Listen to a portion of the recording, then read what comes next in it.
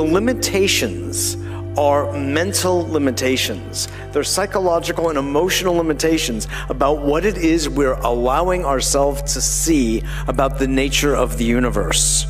Moray and I had a very nice little chat about this, that it is a game in many ways of perception, and you get the world that you perceive. If you keep perceiving it on one level, indeed, you will get that world. And if you open that world up, which is the purpose of this entire conference, you will get a larger, infinite world. Okay, without further ado, I want to bring on Judy Wood and get down to some more brass tacks so we can progress our evolutionary thrust in today's afternoon. Judy Wood.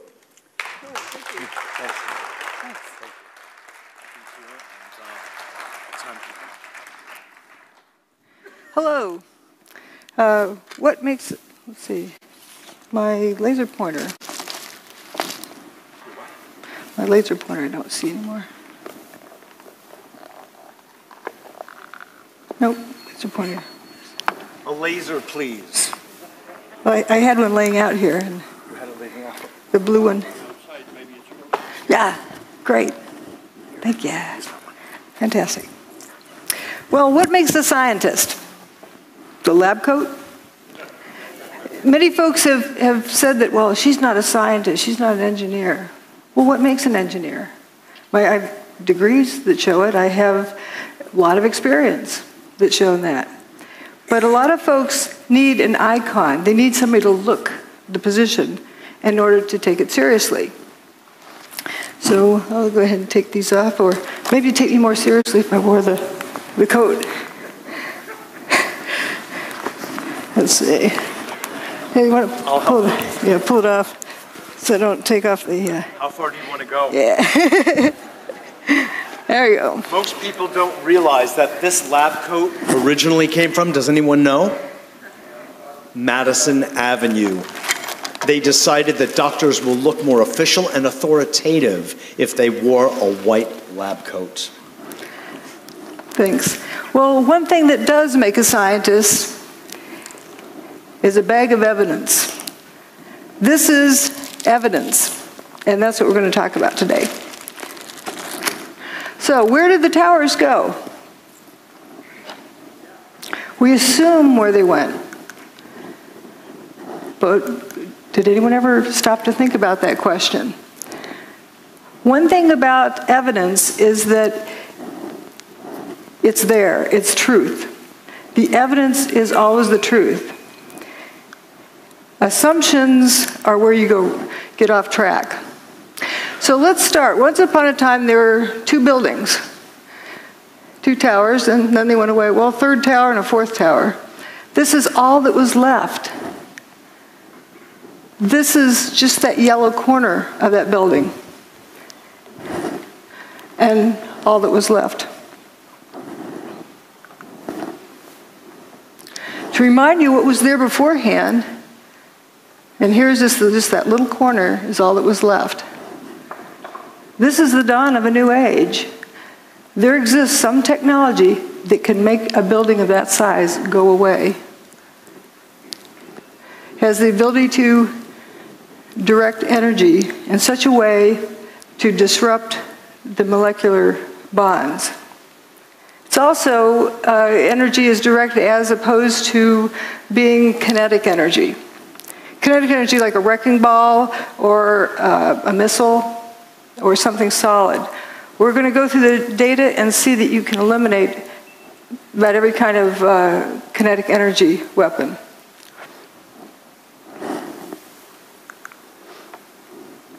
And we know this technology exists. The whole world saw it, even though they were told they saw something else. They saw what happened. And this indeed is a technology that can be used for free energy. It doesn't need to be used for evil purposes.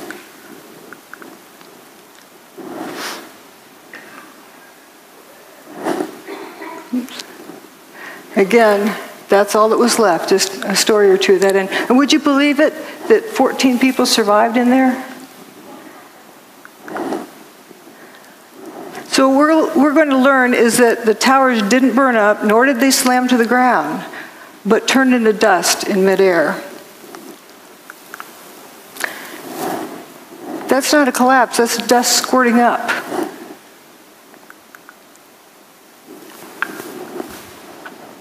Why did so few people see that? Because they were told to see a collapse, maybe? There's three main things that keep people from seeing what's going on. Problem-solving skills, groupthink, peer pressure, and that they're terrified by the implications. We're going to just focus on the problem-solving aspect. If I tell you the answer is 27, am I right? Well, what's the question? What's the problem I'm solving? If you don't know the problem, how do you know if the answer is right or wrong? You first have to define a problem before you can solve it. And it can be referred to as a syntax error because the order matters. Like when doing this math, are you adding those numbers together first or multiplying these first? You'll end up with a different answer depending on how you group them. The same thing with crime solving or with problem solving. The order matters. So if you start out with a theory, we have thermite or we have bombs or we have airplanes or whatever theory someone has, and they take their pick from this list of things, and then they go cherry picking and searching for the data that's going to support their theory. So in essence, what they've done is determine the problem. But what happens if it was something else that they didn't take into consideration? They'll never get to the right answer. And that actually is one of the key things in a cover-up. You get people arguing about guesses, about assumptions about what the problem is, and they never look at the problem. If you don't look at the problem, you can't solve it. So what they're using is a theory to determine what happened. That's the wrong direction. We have to start out with what happened. You collect data, and the data always tells you what happened. And from that, you determine how it happened. But only after you first establish what happened can you determine how it happened. If you don't know what it is, you can't determine how it happened. For example, look at these beams falling with dust trailing behind them, opaque dust. Let's say you're going to impersonate one of those beams. So you cover yourself with dust and jump off the top of the building. From the ground up, would someone see that dust trailing off of you? No. You need more dust. Okay, let's say you get a couple of armloads of flour and eject it out as you're falling. Can you impersonate this? No, that's opaque dust. It initially blocked out all of the sunlight, 100% of the sunlight, so it was pitch black. It's very dense dust. And you come to the realization that these pieces of material are becoming dust. They're frothing up into dust as they fall. And they didn't hit the ground. But if you didn't know that these turn to dust, and you start out with an assumption, you wouldn't get to the right answer because do you know of anything that could turn a building to dust in midair? Something turned it to dust in midair. So it's important to first determine what happened, then how it happened, and only then who did it or why they did it. But again, we're just going to focus on what happened. The towers didn't slam to the ground. If they had slammed to the ground, there would be over 1 million tons of debris left stacked up in the ground. That didn't happen. Manhattan would have been flooded Well, as we'll see, the towers were built in the Hudson River with a dike around them. If you slam 1 million tons of debris down onto the dike, you're going to break it. Didn't happen. And if you slammed 1 million tons of debris to the ground, it's going to make a thud. The seismic signals did not reflect that. Those are the 3 biggest issues, but there's a whole lot of others as well. But we'll focus on those initially. The lack of debris, the fact the bathtub wasn't damaged, and the low seismic recordings. There's all sorts of other things, and toasted cars, of course, is one of the favorite things. And then in the second part, I talk about other pieces of information, other data that shows more about what technology is involved. But remember, you first have to establish what happened. Lack of debris. Again, if over 1 million tons of debris slammed the ground, you'd see a pile of debris left over. All right, you go to work on a nice September morning. And there's Tower 1, there's Tower 2, and you work down here in Bankers Trust. So you're going to go into your office there in Bankers Trust, and then you're going to look out the window and see what you can see. Down here, you look out the window. What's it going to look like? That's looking out that window. Air-conditioned office, looking across the street, and whoops, where did the building go? This is right after 9/11. Tower 2 is basically missing. Tower 1 is missing over there. I think everyone would have to agree there's not enough stuff left piled up on the ground. So again, we're looking out there. Now we're going to look the other direction. And there's this main body goes missing. Just the north wing is left. The building just went missing. That's building 4. It was a 9-story building.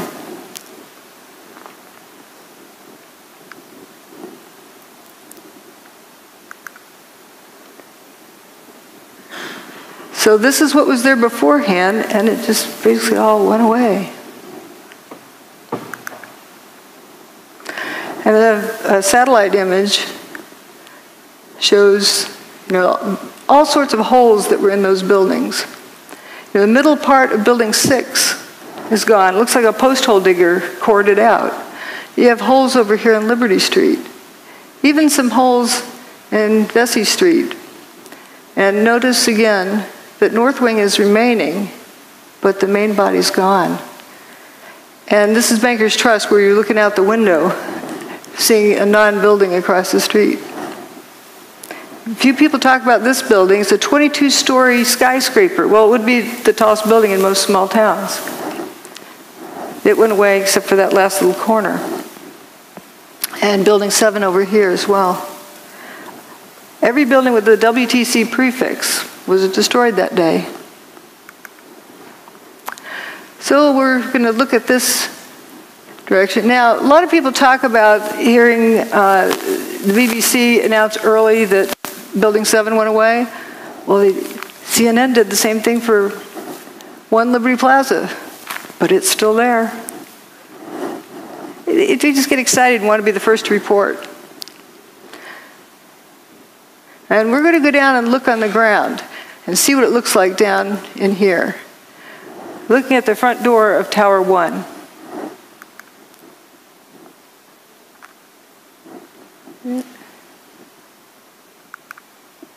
So here we are down on the ground. There's Tower 1, the north and south walls. Ambulance that was parked in front of the front door of Tower 1. It doesn't look clobbered by anything. This picture, I believe, was taken on 9/11, later in the day. I don't see any big steel beams on the ground. There's aluminum cladding. The towers were built with steel columns on the outside that were covered with aluminum cladding. And you see the aluminum cladding. The ambulance looks pretty good. This was the day after 9/11. Peter Jennings in the studio. Do we have sound?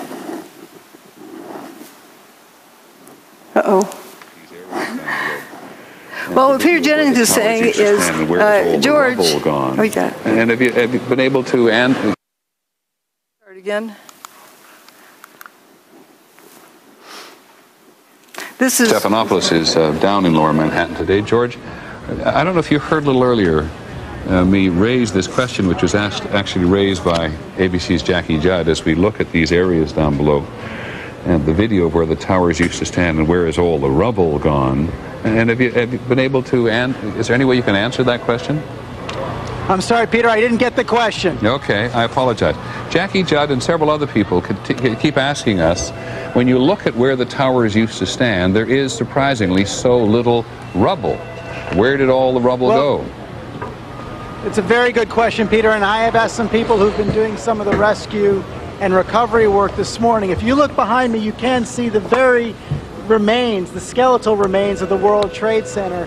And one volunteer, Robert Gerlinski, explained to me the reason there's so little rubble is that all of it simply fell down into the ground and was pulverized, evaporated. This is vital information. I really feel for George Stephanopoulos. He's got this job telling the world what's going on there, and that's the best he could do. And we humans tend to keep asking questions until we're given an answer. We don't stop to think if the answer makes sense. So what he is telling us is that it's obvious there's a big lack of material there.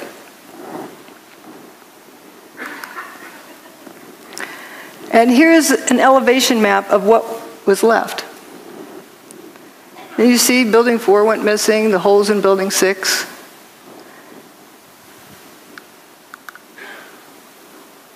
Here's a firefighter in stairwell B. I heard this very, very loud noise above me. It was just a tremendous roar. Right down here, while that picture was taken. It was above, and it sounded like it was coming towards you, and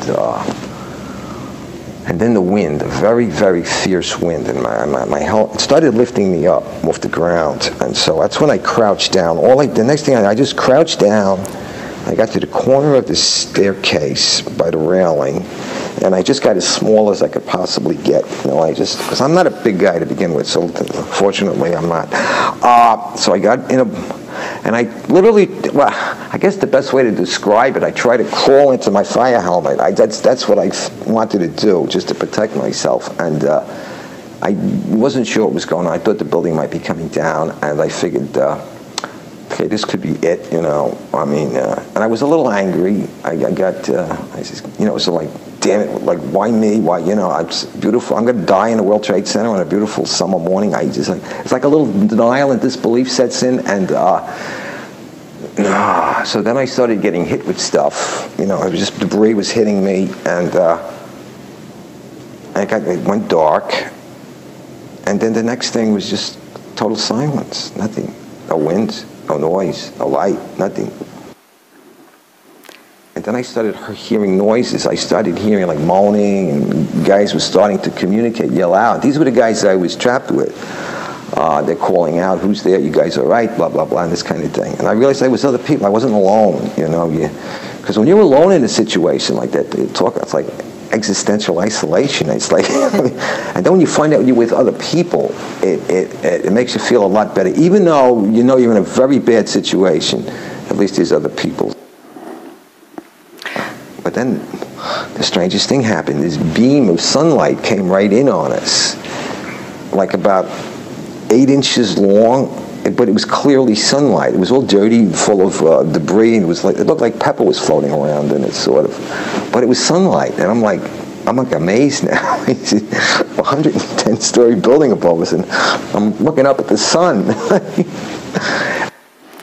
He was right at the base of this building. But when you came out, you had no idea where you were. There was no way to tell north, south, east, west. It was just the whole atmosphere was full of debris and papers and smoke, and there was no landmarks. There was no way to make a reference point. There was no, you couldn't see the sun anymore. The sun had gone away because the sunlight that had come in now was gone, and so there was no way to tell which way you were going.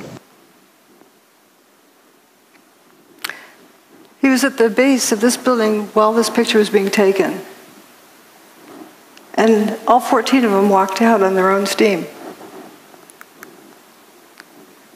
Let's see. Here again is where they were. Jay Jonas was one of the ones with them and said, I looked and said, guys, there used to be 106 floors above us, and now I'm seeing sunshine. There's nothing above us. That big building doesn't exist. Then later said, these are the biggest buildings in the world, and I didn't see one desk, one chair, one phone, nothing. Another survivor described walking out onto an empty football field. This is from the base here. This is what was there that went away. And that's where another 14 folks survived, in that little stub at the end of that first building I showed.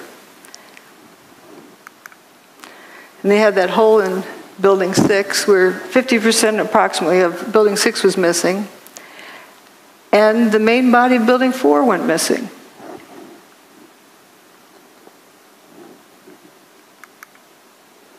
Every time a floor hit another floor, it would not only make a noise, but it would cause tremendous vibration. So we're being bounced up and down off the floor, hearing this collapse coming closer and closer. Mickey Cross was caught on the second floor. My helmet started flying off my head. I had forgotten to snap my helmet. So I grabbed my helmet.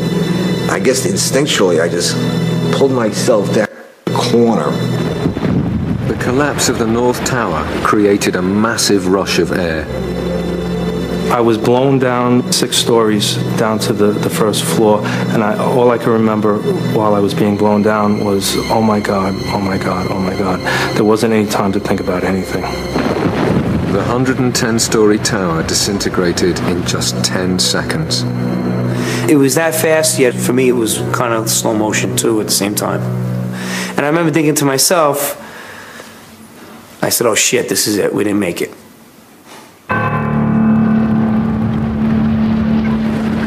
Faced with what seemed like certain death, the trapped firemen thought their last thoughts and prepared to die.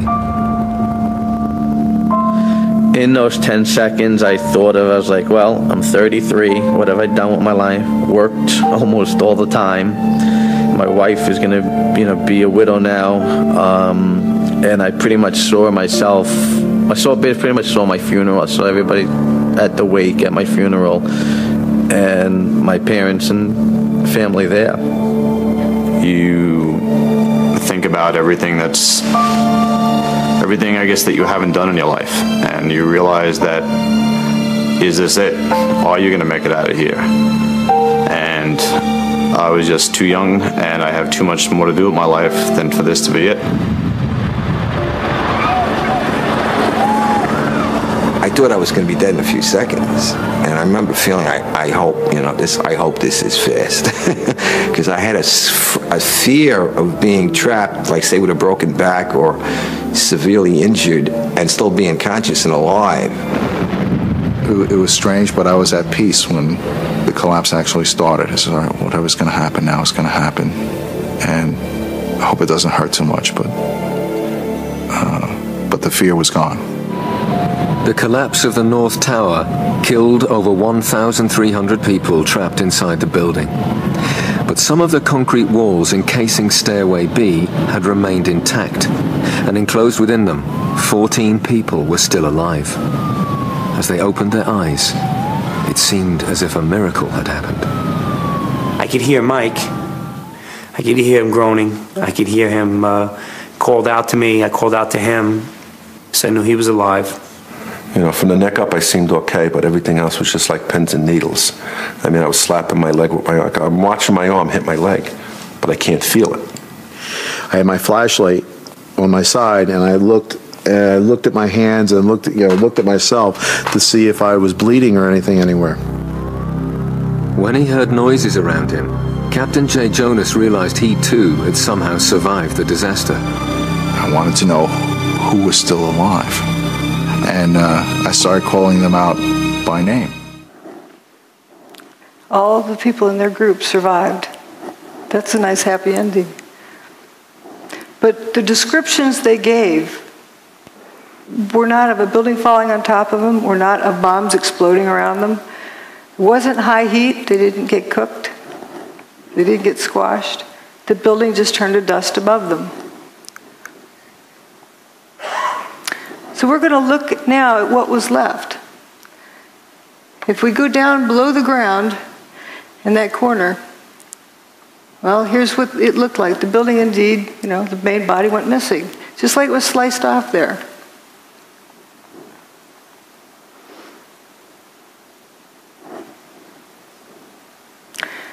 So the mall is in the first story below ground. And there's some firefighters that were walking along there. We're going to go down one story and look at them. The perspective.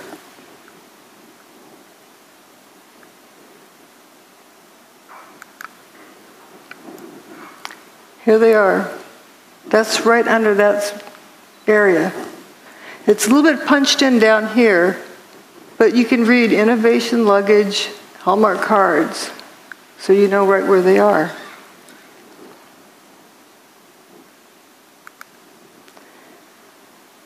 So now we're going to go a couple of stories below that to the loading docks. And it's right below there is where they're walking, but the loading docks look from up above. And it's painted purple under Building 5, so you know where you are, and then green under Building 4. So it's color-coded so the delivery trucks know where to unload. And we're going to look down that direction.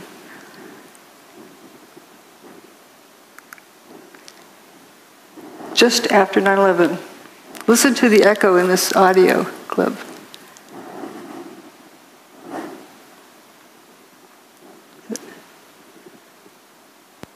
Going down to the parking garage. We're in quite deep. These are the first pictures of search crews underneath the World Trade Center, desperately looking for survivors. That's not a collapsed parking garage. That's not even a full parking garage. It's an empty parking garage.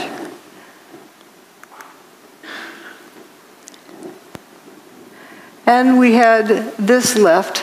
You can see remains of Tower 1. Stairwell B where those guys survived, and it's all at ground level. There was a lot of dirt brought in. We were able to move 120 dump trucks out of the city last night, which will give you a sense of the work that was done overnight. So some of the debris has already been removed. More of it is being removed, and it'll be done by barge all throughout the day today. Did you think it was going to get cleaned up in one day? Again, here's the ambulance picture and all that was left. Where's the debris of 1 million tons of building? One of the other survivors said this. We kept telling him we're in third floor, fourth floor, stairwell B, North Tower. Where are you? North Tower, stairwell B. Where are you? Stairwell B, North. Don't you know where North Tower is? They didn't know where the North Tower was because there's nothing left.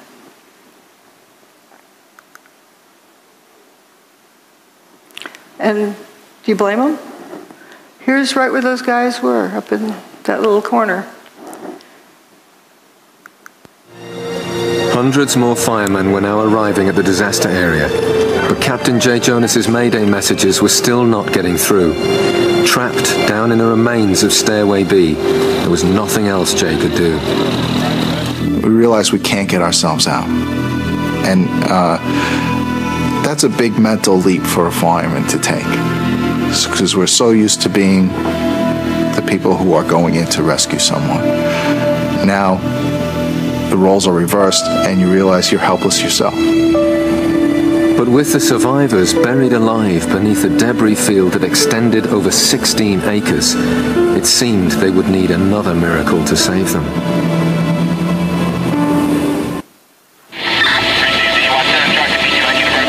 It was midday on 9/11, and in the chaos and confusion, Captain Jay Jonas's Mayday messages were still not being received. The firemen had no idea there was a pocket of survivors nearby. Then Jay again tries to make radio contact. Unexpectedly, this time his call is picked up. One of the officers coordinating rescue operations is Chief Nick Visconti. He responds to Jay Jonas's Mayday call. Operations to Lattice 6. All units stand by. Operations to Lattice 6. I got a radio transmission from Nick Visconti. I heard Operations Post to Lattice 6. Operations Post to Lattice 6. This is Jay, where are you? Okay, 10-4. North Tower, stairwell B as in boy on the second floor. But the location Jay gave was unbelievable to them. The North Tower no longer existed. They asked for his location again.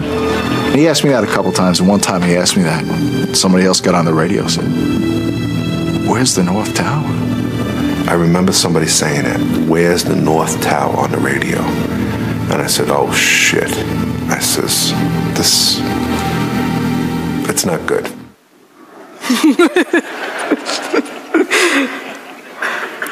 What I like about these clips from the BBC's show about the miracle in Stairwell B is that these are the original people.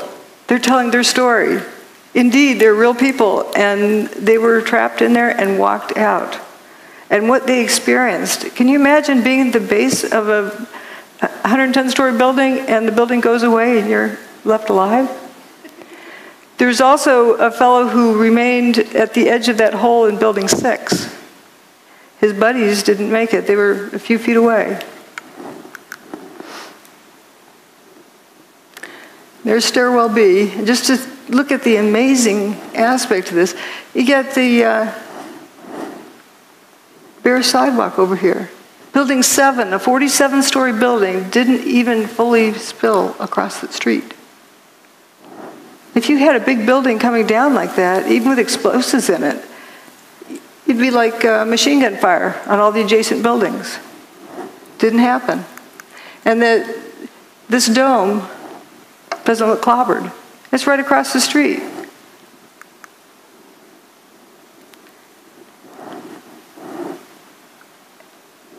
You don't see that debris piled up on the ground. This is right at ground level.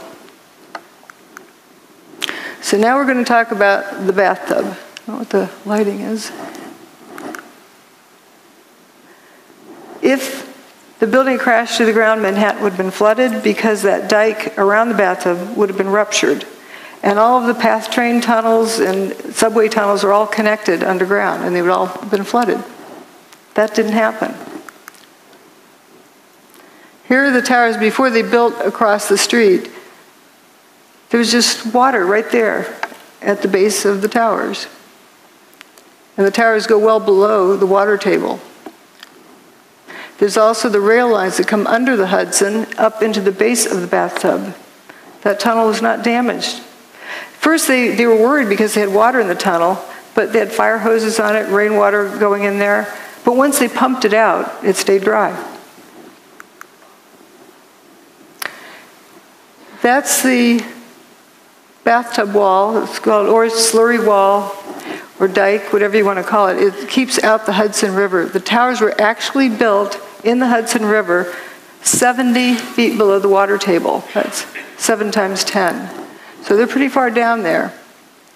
And if that thing had been ruptured, Lower Manhattan would have been flooded. And here's the Hudson River, and as they're constructing it, you can see way deep down in there is the base, down there in bedrock.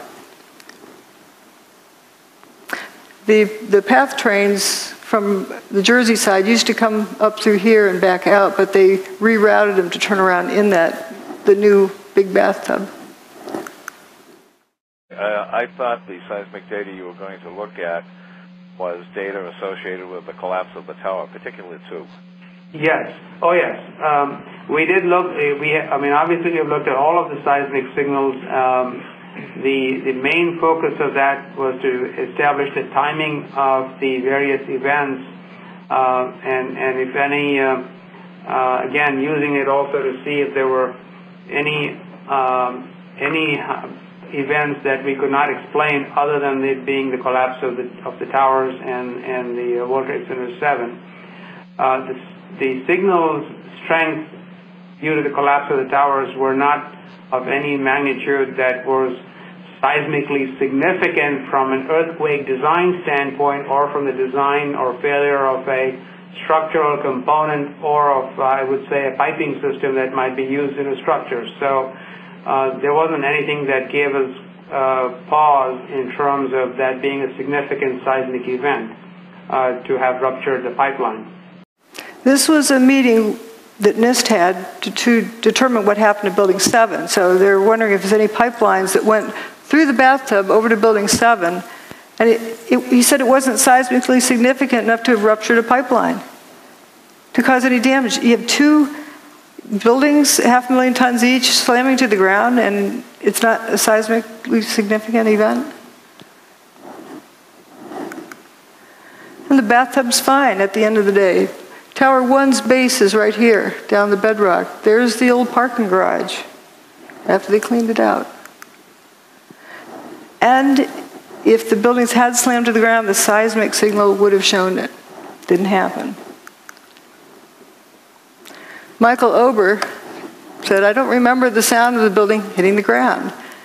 Somebody told me it was measured on the Richter scale. I don't know how true that is. If the building's hitting the ground that hard, why do I not remember the sound of it?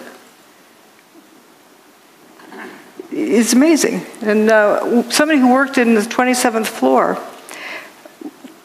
decided to go home because he wasn't going to get anything done that day. Went down to the ferry terminal, the south end of the island, and some idiot, they thought, came running up and said, the tower just collapsed. And they thought, that's ridiculous. They didn't hear it. They didn't feel it. When they walked past the tower, it looked like it was in good shape.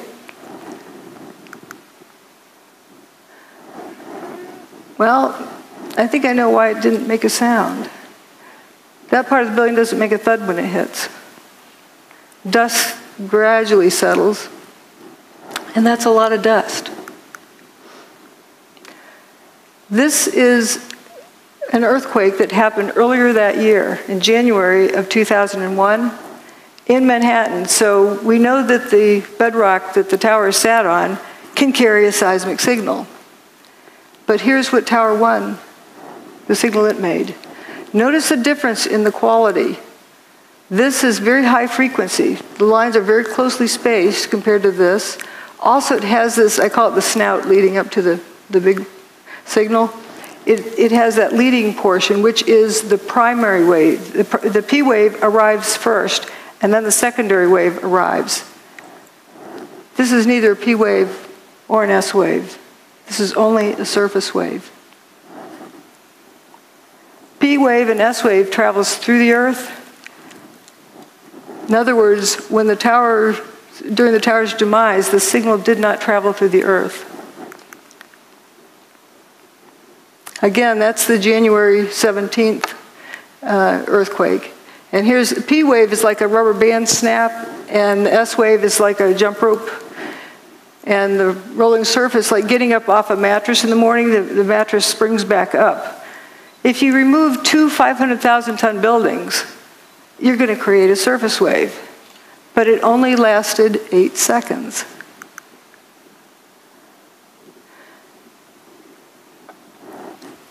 You know it takes 9.5 seconds to throw a bowling ball off the roof of the towers and have it hit the ground?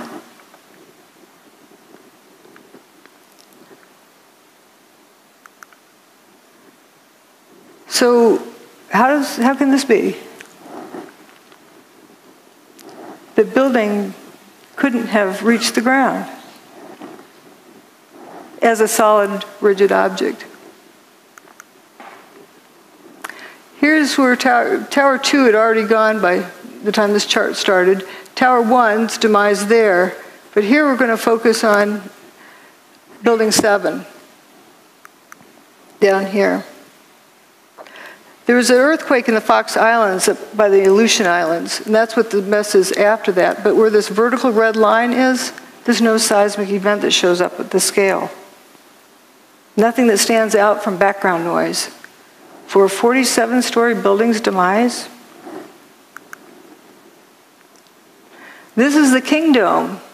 So here's a controlled demolition, and it produces a P wave and an S wave. So what length of time does that take? It takes, for a free fall speed from the roof to the ground, it's about 4 seconds. But the portion of time that the ground shook was more than twice that. So that doesn't answer the question either of what we saw. And with Building 7, what is very telling is that they calculated when the P wave and the S wave should have arrived because they could not pick it out from background noise. They couldn't even pick out where the surface wave arrived at one of these stations. So there's 5 different stations reporting, and they had to calculate when the S wave and P wave would have arrived, and it was not there. The signal did not travel through the Earth. So if we have Seattle King Dome, we're going to look at things relative to that. That made a 2.3 on the Richter scale when it was blown up by controlled demolition. And we have these 2 towers. Let's say for Tower 2 was the first to go. So if we turn it to dust, all but the bottom 16 stories, and then drop a 16-story building to the ground, we record approximately the same seismic signal as what was recorded on 9/11. Just pretend this rest doesn't exist. And for Tower 2, if you turn it into dust above the 20th story and just drop a 20-story building to the ground, you get the seismic signal that was recorded. And for Building 7, it's all but the bottom 2.5 stories. Where's the rest of the building? It makes it 0.6 on the Richter scale. That's like a jackhammer. It should have sounded like it was raining dump trucks. You know, big dump trucks go down the road, they wake you up at night because they vibrate the ground. So we've talked about these 3 things. Now we're going to talk about dustification and lather. You'll notice I use a unique language. If you don't know what the phenomenon is, and you use the name of a known phenomenon, that's wrong. You're misleading the direction the information is going in. You're calling something like fire when it's not fire. That's why I use the word fumes, because if you use smoke, you're assuming the cause to be fire. If you don't know what the phenomenon is, better not use a name of a known phenomenon. Well, what happened to these buildings? That's a phenomenon we've never seen before. It needs a new name. I call it dustification. The buildings turn to dust. It's not a difficult word to remember either. And often I use names of food, you know, like Cheetos or something like that. You're not going to confuse this with food. It's better than using characteristic 493-7A. You're not going to remember that. But we're going to talk about dustification. As we talked about before, this is turning to dust as it falls. People often see these squirts ahead of the collapse wave. But what was that? If it's bombs, you'd see a flash and you'd see a whole lot more of them. But if you have the whole building turning to dust as it comes apart, what about the water tanks that are distributed throughout the building? They're going to get weaker and weaker as they're dissolving until they suddenly give way. And I'm tempted to believe that might indeed be what that is. We don't know. But if you got that whole building down on the ground in like 8 seconds, let's say 9.5 seconds just to give it some extra, it would have to be squirting out here at the base at a minimum of Mach 1.5. The air from the middle to get to the outside is like Mach 2.5.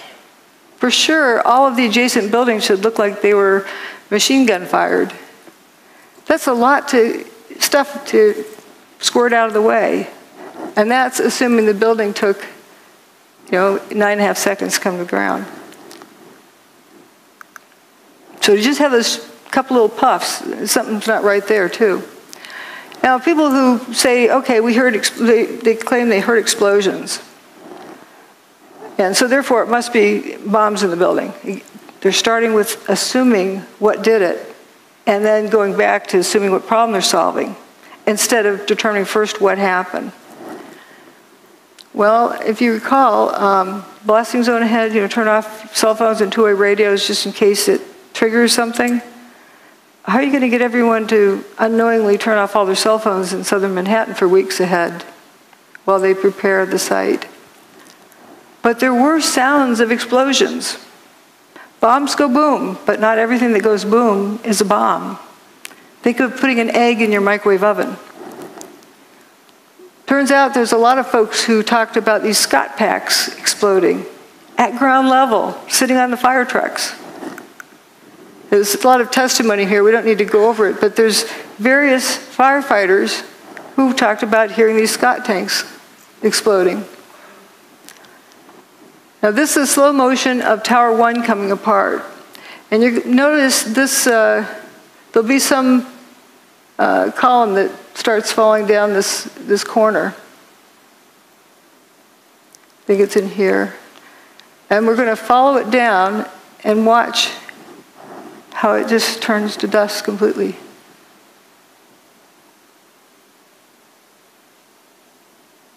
And as well as these other things. Here it is.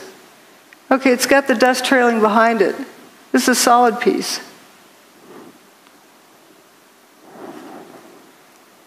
It's like ice cream melting. It's going away. And if you focus on various other parts, you'll see the same thing. There's no sound with this. This is a high-speed version. You can see that piece again. And these big chunks over here. So you see it's turning to dust as it comes down. And we're going to go look down on the ground right next to where this was coming down. This is the Verizon building here. Whoops, right here. And we're going to look at the corner right below there.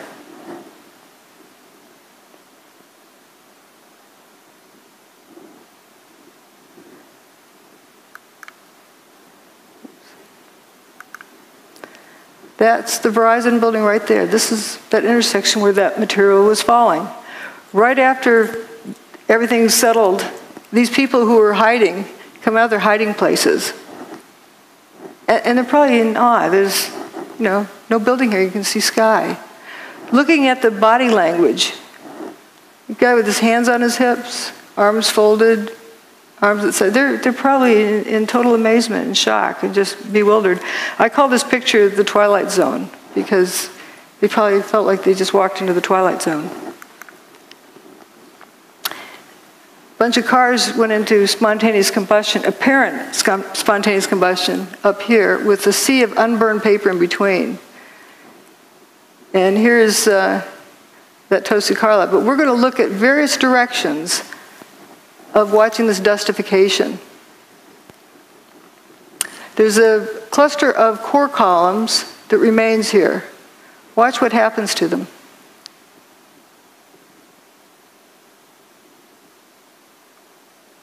They just faint.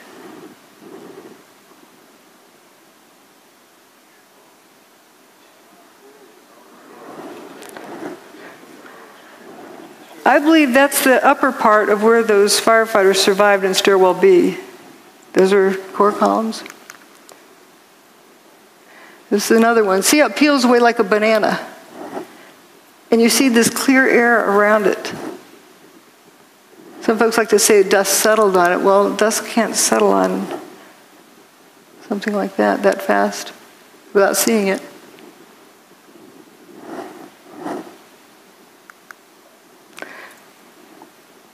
And there's from across the river, you can see those two.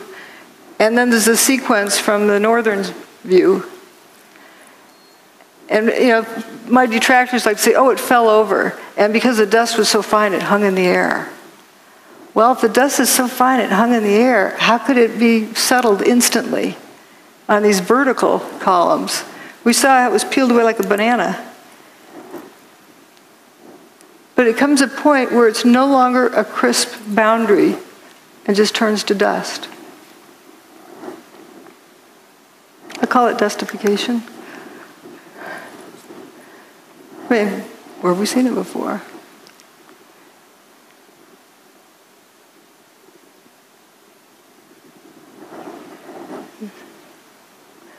Here goes one more round.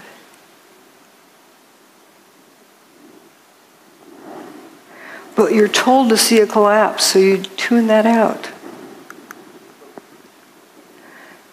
You can see all of this just frothing up into dust. That part.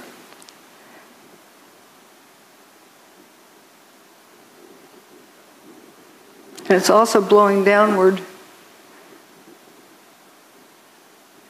Very clean edges. So it isn't like dust was settling on it.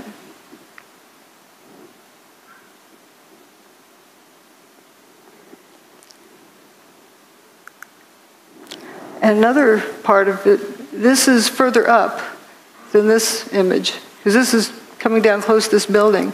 But notice there's some chunks that go missing. And notice the dust kind of squirting out the ends of those pieces.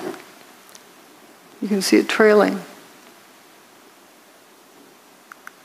So the reason why you didn't hear a thud when it hit?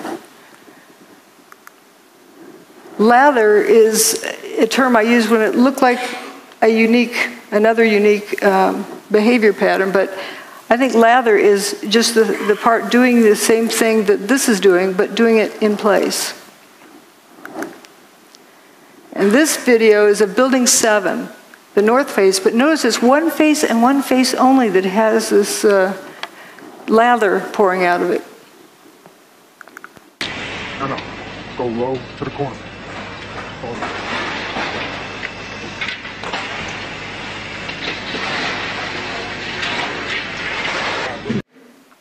Notice it's spiraling around.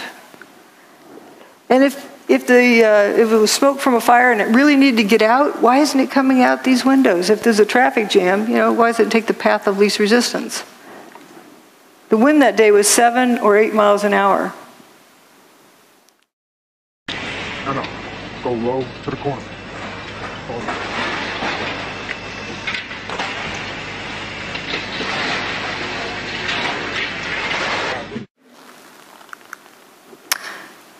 Now we're going to look at dust rollout and fuzzballs. This wall of dust is pouring down the street. It was chasing people, and it overtook them. Didn't cook them. Just left them covered with dust. I like these abrupt lines. Like you can see where this other fellow's tie was tucked in there. He was just covered. He didn't get cooked. The dust went a certain distance and then went up. Another bizarre thing. Again, it's important just to take in all of the data, and it starts telling you the story of what happened. Let the evidence tell you the story instead of forcing it to go a particular direction. And I wouldn't have seen this before, just all particular distance then goes up. There's a video filmed by Bob and Bree, who had an apartment up here. Bless them for saving this video and then sharing it with the world. This is an image from there, and the dust doesn't quite touch their window and then goes up.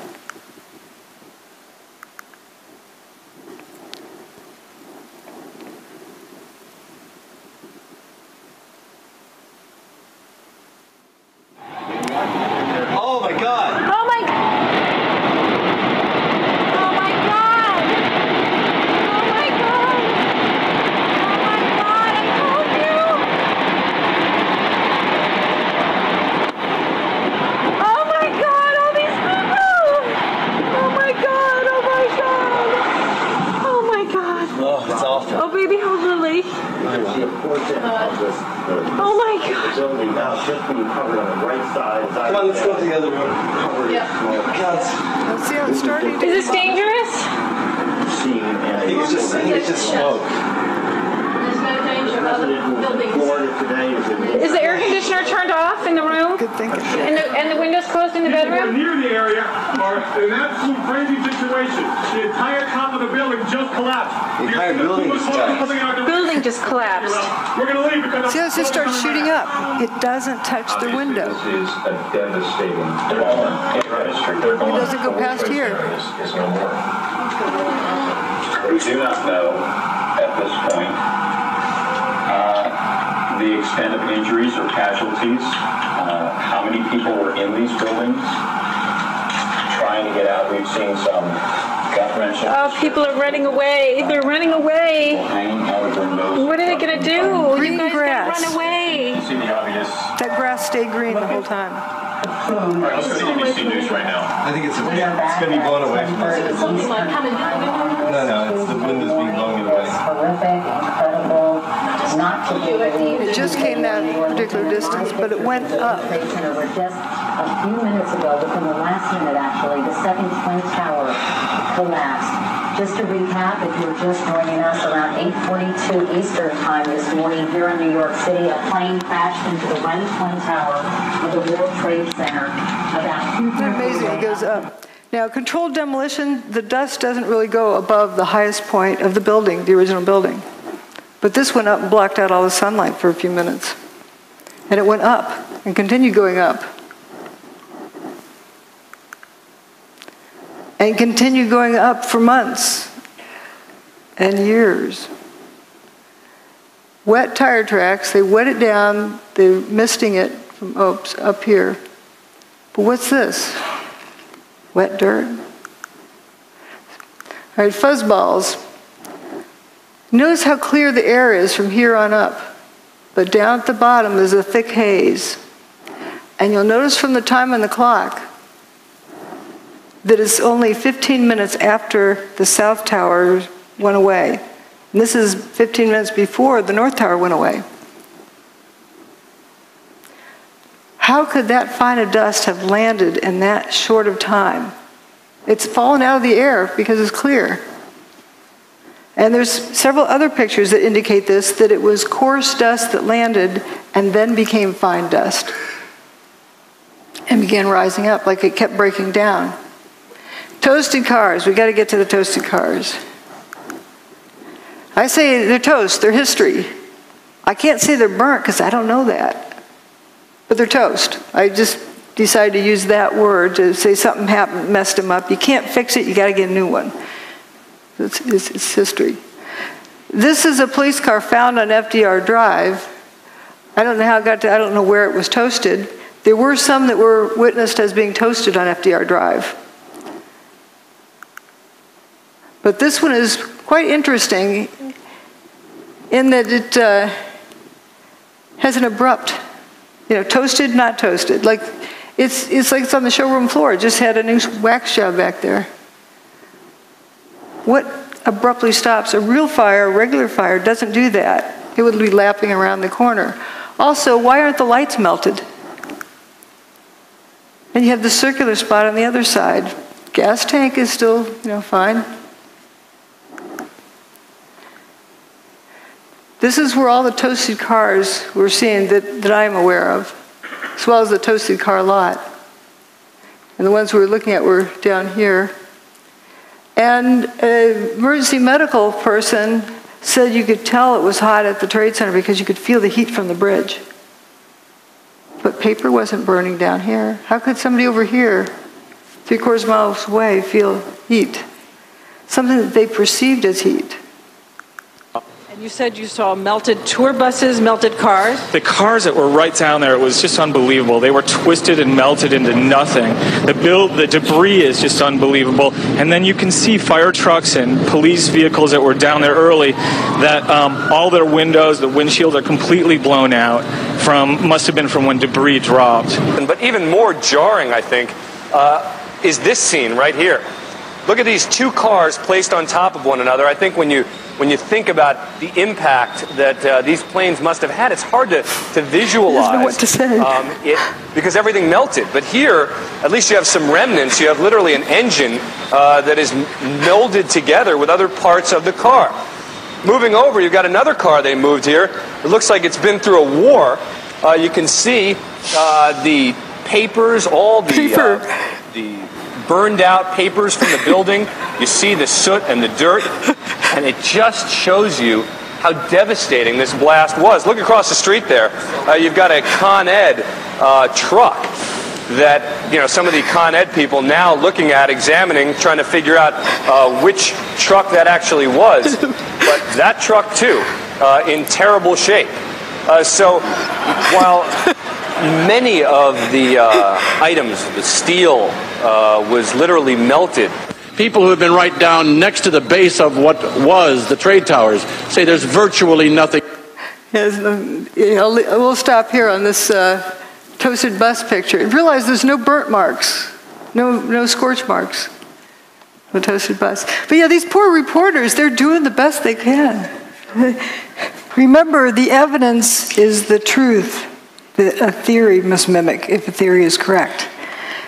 Starting out with a theory, if you haven't figured out what happened first, you're just solving an imagined problem, not a real problem. So it's so important to look at the evidence. As we've seen, the evidence is showing us a different story than what we were led to believe. Now this toasted bus, notice there's no big flame marks running up beside the bus. No scorch marks. Is this echoing? Oh. And then we have also this vehicle that's already rusted. You can see Building 7 is still standing. Every car up this road was toasted in some way. Every vehicle. I call this the swamp. I think you can see why. Is it the sound? Oh, yeah. No door handles. Yeah. Not a trace of window glass.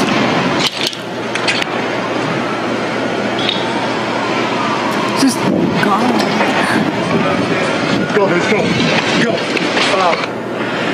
3, 2. Oh, man. More debris falling from a nearby building, the World Trade Center. We're at West Broadway and Barclay. Very difficult to breathe here, but look around. This must have been ground zero where this thing blew up. Car after car after car, buses, completely obliterated and burned straight down to the steel. Behind me. He was describing it the best he could.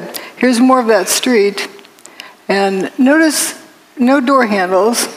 Now that in itself isn't surprising, but we're just noticing the patterns. It seems that door latches, trunk lid latch, this door, door latches and door handles were completely gone. Also, this looks like it was sandblasted, ready for a new paint job. Not a trace of window glass left in that. And that's what seems to be a trend with the toasted vehicles. Something happens to the engine compartment too, like this one down here. And notice again this distinct abrupt line between different parts of the car. Now, often folks say, well, that's just like any old burnt car. Here are burnt cars up at the top. Notice these rings of burn marks around it. And burnt cars also have remains of window glass. See, this is clean down here. And here we have traces of window glass left. And of course, there's a lot left there. But the ones at 9/11, there's not a trace. The ones that are seriously toasted.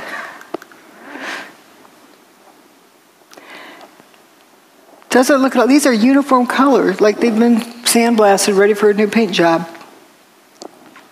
And the insides are completely toasted. I think they threw this stuff in afterwards. But the stuffing is still partly here in the burnout car.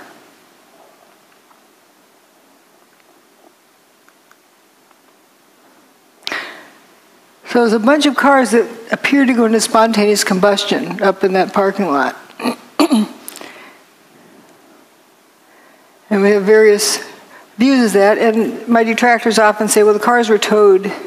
They were burned elsewhere and were just towed through junkers. But we have photos of them before, during, and after. Now, here's the toasted car. See how it looks like this flame coming out of them? But the sea of unburned paper in between. The building's over here, the towers. And here again is the tower still standing. And there's the untoasted cars. They're not even toasted yet.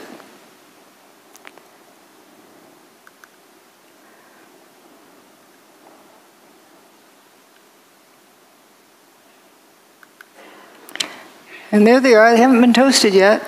They're still in good shape. I actually thought this car was white, but I was surprised to find it was black. And here, it's still in good shape. People are evacuating. Here it is after it's been toasted. You can't tell it was a black car. Just all in a line. They just went poof. Weird fires. I can't call them a fire because there's weird things with them, like paper not burning. This is where I call the swamp. Toasted cars all along through there.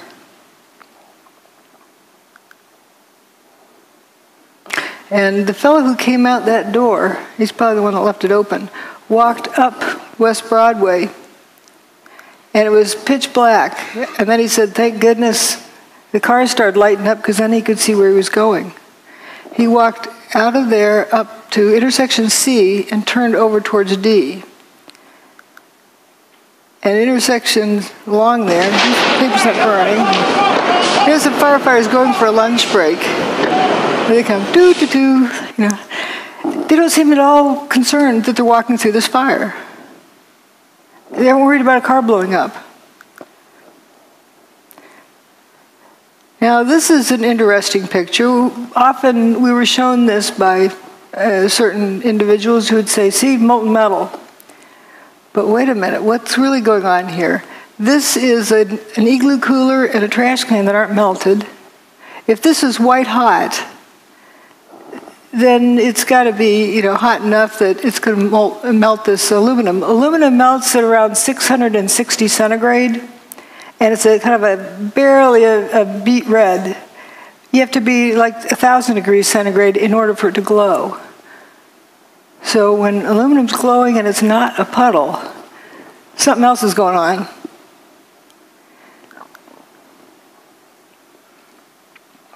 So we're told about pools of molten metal. Well, that's paper, not burned.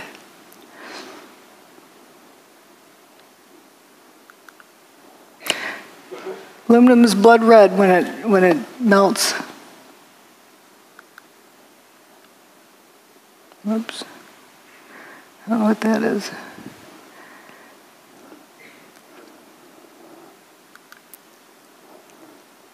Again, remember this temperature, and up here is where you need it to be well above where aluminum melts. But you see, this aluminum cladding appears to be glowing on the end. This corner up here. And you get these, I call them Cheetos. And in case people don't know what Cheetos are,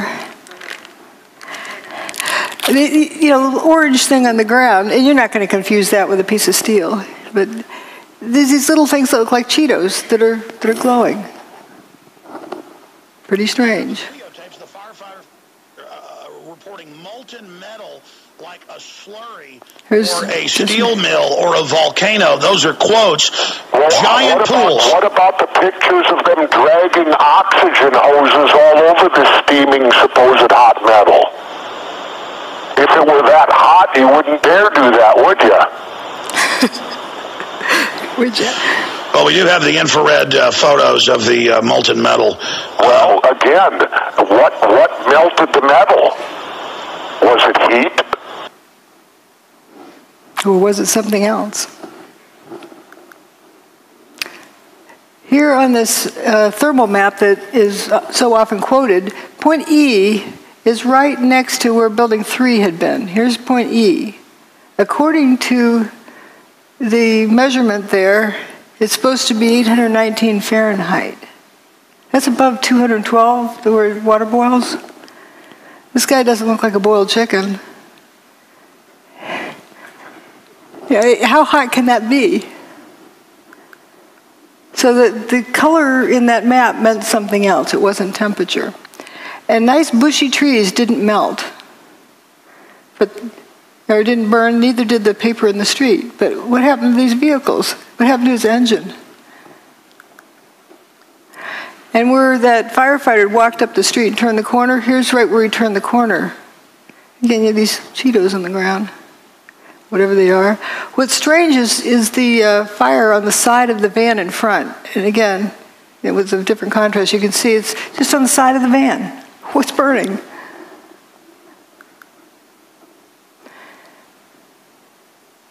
This shows the apparent spontaneous combustion. This is during the cleanup. You see that thing that flashed over there?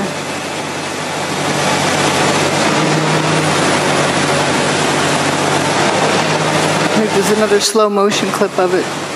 We'll see it over here somewhere. Oh, there it goes. Just apparent spontaneous combustion.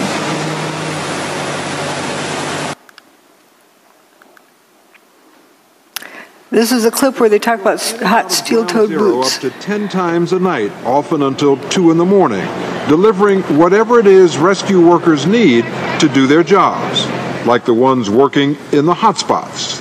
Steel-toed boots is one of the biggest things. Steel-toed boots? Steel-toed boots.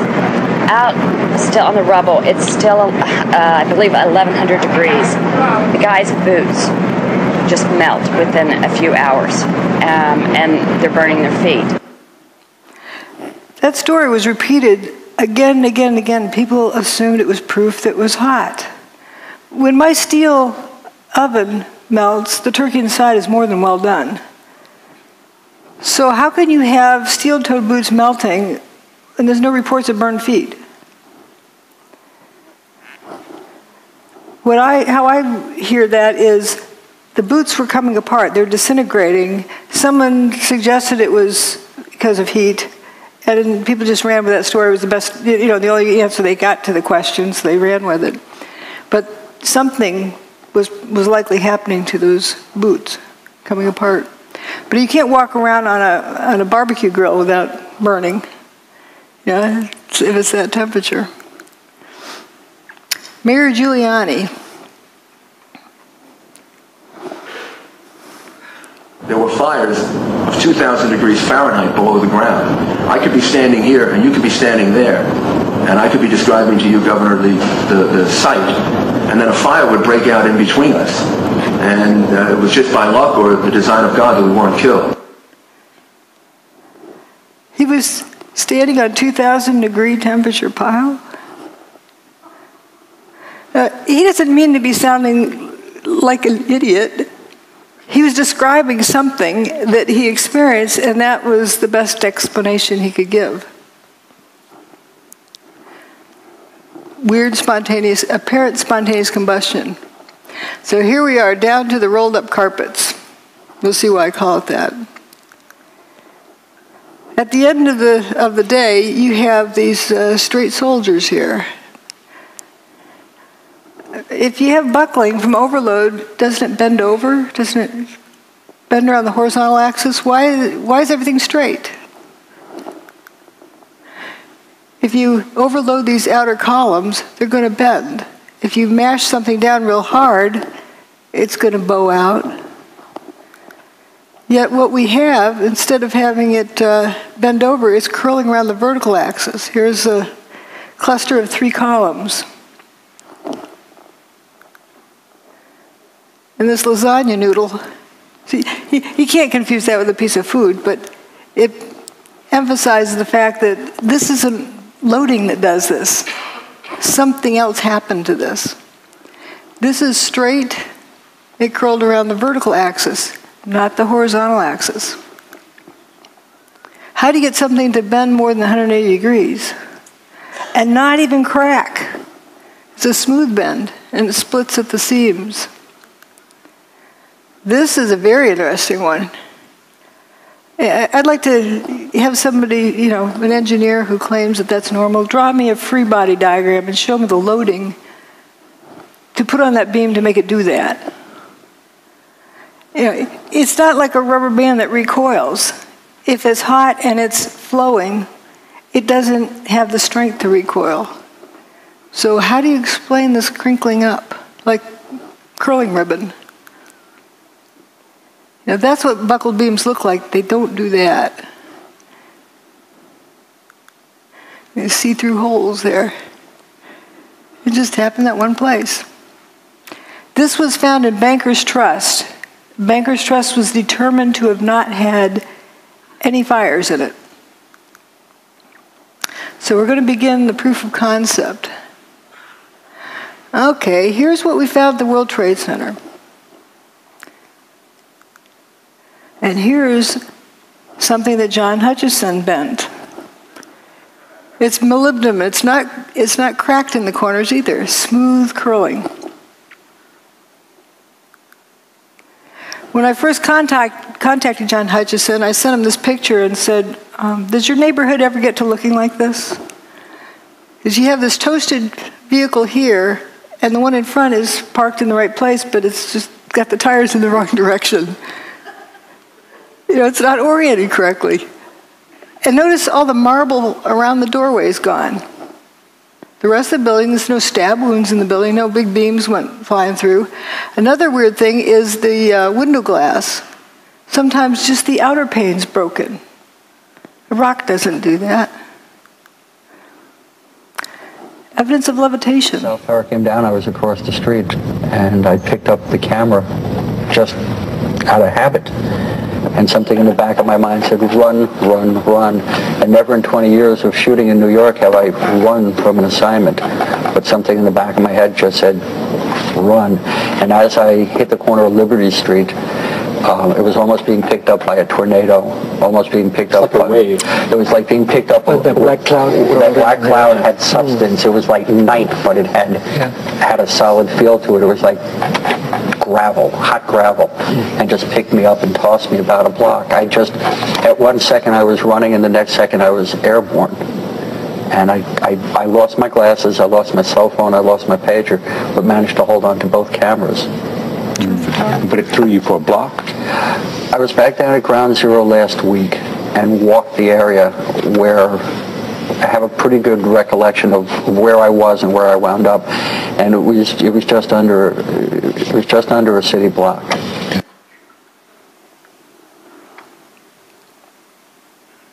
It was this blast of warm air. It wasn't hot. It was warm. And it picked me up and threw me up against the wall of the building that was... You were picked up off the ground? Physically picked up off the ground. I remember an explosion. At that point, I got knocked out. I don't remember anything. Then I got up, and I looked out the window because the windows exploded, and the street below caved in.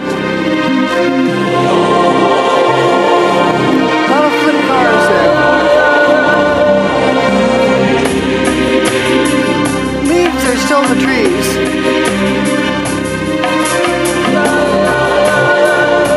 This is in good shape, but upside down. The cars appeared to be either flipped or toasted. Now let's consider something else here. John Hutchison's work, he's got water drifting up, levitation of water.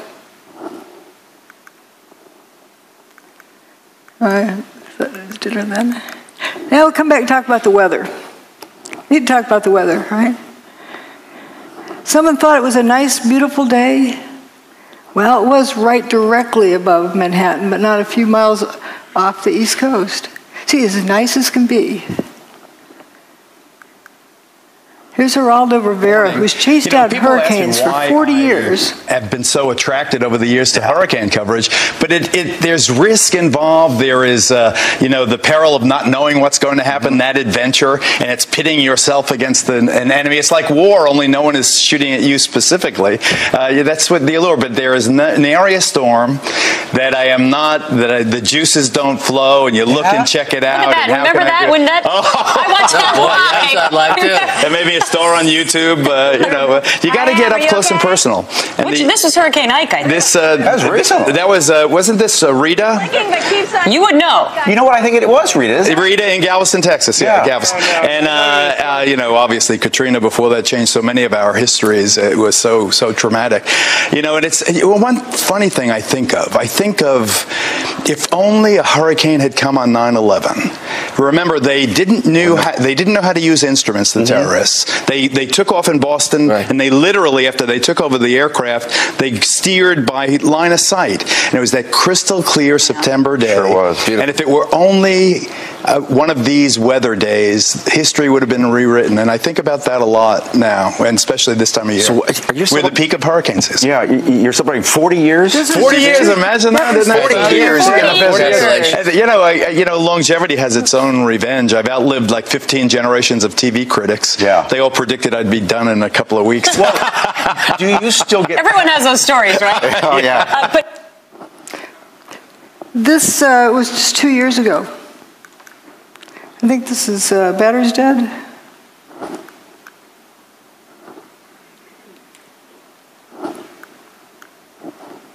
No, it doesn't seem to advance. I'm going to click advance.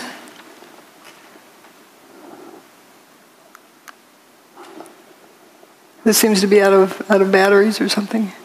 Well, I don't know about that. Here again, you're asking us to deal with a fact I'm not aware of. I never heard about flames or fumes. I mean, fumes coming out of a building.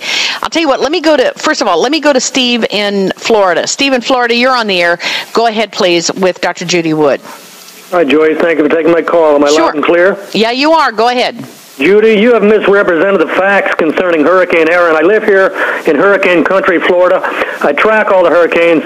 Aaron hit Corpus Christi, Texas, 15 August 2007. Your opinion concerning 911 are not consistent with the facts provided on 911 ripple effect, last man out, Richard Gage's blueprint for truth, loose change final cut, Zero, an investigation into 911, and many other video documentaries. I don't know what planet you've come from. Okay. I guess he's gone. I don't know what happened to Steve. As for Hurricane Aaron, they did not retire that name. It has been used several times. It was first hurricane, I believe, of the 2001 hurricane season. All right. Let me go back to George. George. Well, one funny thing I think of if only a hurricane had come on 9/11. And it was that crystal clear September day. Sure was. Beautiful. And if it were only one of these weather days, history would have been rewritten. And I think about that a lot. This is what was shown on television that morning of 9/11. This is where the hurricane was at that moment. See anything missing? This is where the hurricane was, here.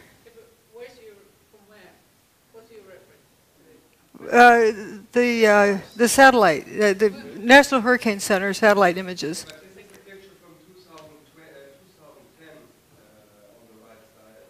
That's Geraldo from that time. The rest is from 9/11. Yeah, Geraldo apparently didn't know there was a hurricane that day. And Joey Moore, a flight attendant on 9/11 who flew out of Boston's Logan Airport just before the fatal flight that left, did not know there was a hurricane either until he saw it on my website. But why didn't they mention it? That's the question. It begs the question, too. Yeah. Because you know how much they like to milk those for all they can get. They love to report on hurricanes. But do you say that they were manipulating before?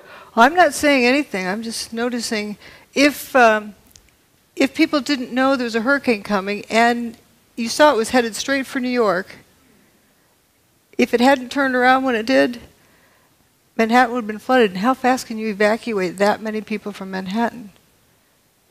Can you afford that risk unless you absolutely know there's no chance? Unless you know, how would you know? Right. Was it reported on any other media, such as whatever the shipping forecast would be? It is. It does show up the National Hurricane Center's, text forecasts, but they were very played down. They weren't shown on the media. People were not aware that there was a hurricane there. It just seems,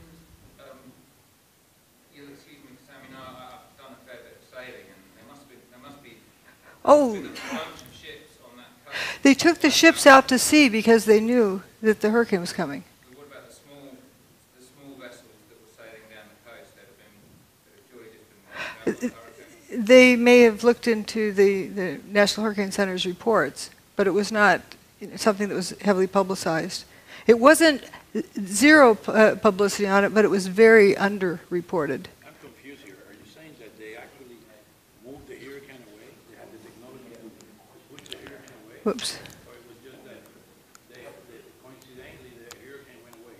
Doesn't. Here. I can't back it up. The hurricane for 4 days was going in a straight line. And then on the morning of 9/11, it stopped, turned around, and that afternoon it started heading out of town. So you think that was artificially done? I'm just reporting what the evidence is. I don't want to guess, but I can say that if they didn't know it for 100% sure that it was going to turn around, if there's any question, why weren't people told to evacuate? Just in case. Oh, because the people at the time were told to evacuate because of the hurricane? No. Nobody was told to evacuate because of the hurricane. That's the puzzle, that nobody was really told about the hurricane being there. It just happened to be there and then turned around and left quietly. We're told this is nice, wonderful September day. But it could have been used. Let's see, this isn't doing so well here. Judy, as a suggestion, might I suggest that it would help audiences such as like me and myself. This is completely surprising information, astonishing information. So to have a kind of secondary source of confirmation. National Hurricane Center. All that report, that one-line text or whatever it was. I've got all of the references in my book. And this is that satellite image of the hurricane is from the National Hurricane Center. You can download it yourself. I'm just saying that I think it would help your presentation. Excuse me, drjudywood.com/articles/Erin.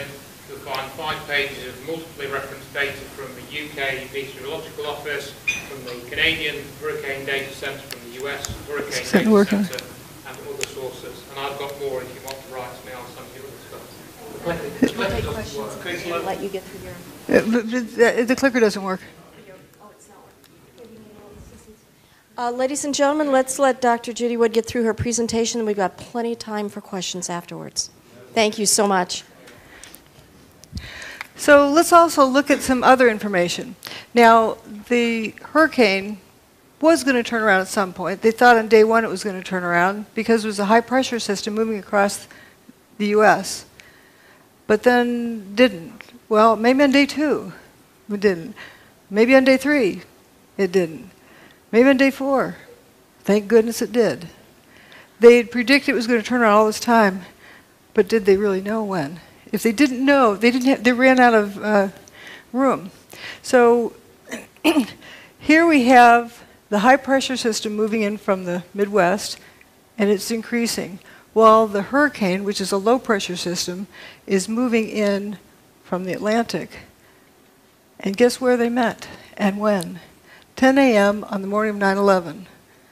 They were superimposed at that area, so you have 2 counter-rotating systems, curiously. And interesting drop with the humidity. But let's look at this magnetometer information. This is the Earth's magnetic field from the ground, not from satellite, but from the ground. In Alaska, there's 6 different measurements. Each of the events on 9/11 are with a vertical bar. The first one is WTC1 getting an airplane-shaped hole, and WTC2, and then WTC2 goes poof WTC1 goes poof, and then later building 7 goes poof. I say goes poof, they didn't collapse. They turn to dust. So it's interesting, it's pretty much a steady state and something different happens here. There was a solar storm approaching, but it didn't get to that point until a day later. So there's something else going on here. A closer look, about 20 minutes before WTC1 got its hole, that's the North Tower, they started wandering off of their average value. And as soon as WTC1 got its hole, it reverses direction. As soon as WTC2 gets its hole, it goes horizontally. It's like one reversed the other one. Maybe coincidence? And then when WTC2 goes poof, they start going downhill, but when WTC1 goes away, it really drops off the cliff, and then things are all haywire all afternoon until WTC7 meets its demise. The Earth's magnetic field, as recorded at 6 different stations. Again, here's where they start wandering down. There's actually 3 different measurements for when the North Tower got its hole. The 9/11 Commission report, the Palisades seismographic station, and the NIST report. I can tell you which one's right, based on where the turnaround happens. And see how these go horizontally after Building 2 gets its hole. These are the 6 different recording stations. It's just, you know, a curious set of data. Now we're going to get into the proof of concept. I can't say for sure what technology was used, but I can show you something that reproduces all of the same phenomena. Seen this guy, Nikola Tesla.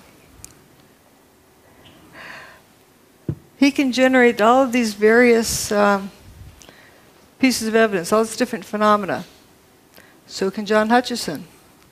When he tried to replicate the work of Nikola Tesla, he discovered all of these characteristics. And all of those characteristics were found at the World Trade Center site. Let's notice this metal luminescence without heat. You know, hot things glow, but not everything that glows is hot. George Pigott got a patent just about 100 years ago, a little over 100 years ago. Levitation. He's got a static field, and he's doing some other things with putting in some kind of energy, and he's got these static balls, I mean these steel balls levitating. I think they're actually silver. And Thomas Townsend Brown also looked into the same area about using electricity. And then Ed Leedskalnin, who built Coral Castle. Here's John Hutchison standing in front of the Great Pyramid. There's a person down here in the background. You can see they're almost 2 blocks tall. Well, that's about the same height as this doorway of Coral Castle. So they're about the same size blocks. They're 15 tons each. So this guy built his castle by himself. We don't know how this one was built. We can only guess.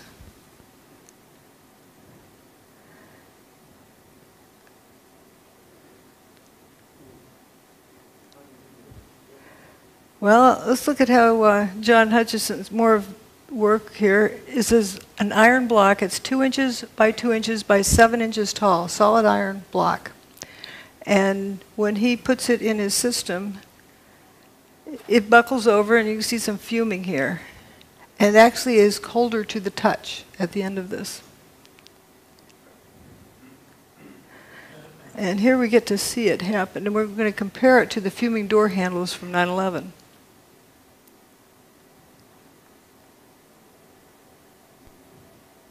Here's the door handle.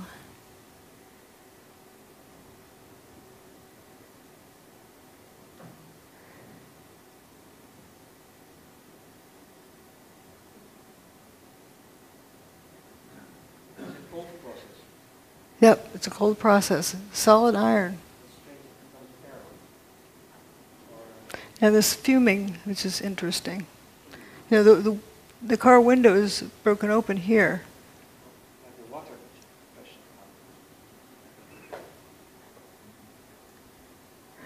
We're going to look at some other things about the weird fires. I can't call them regular fire because I don't know that. The weird fire, just to note that it's not something that you know for sure what it is.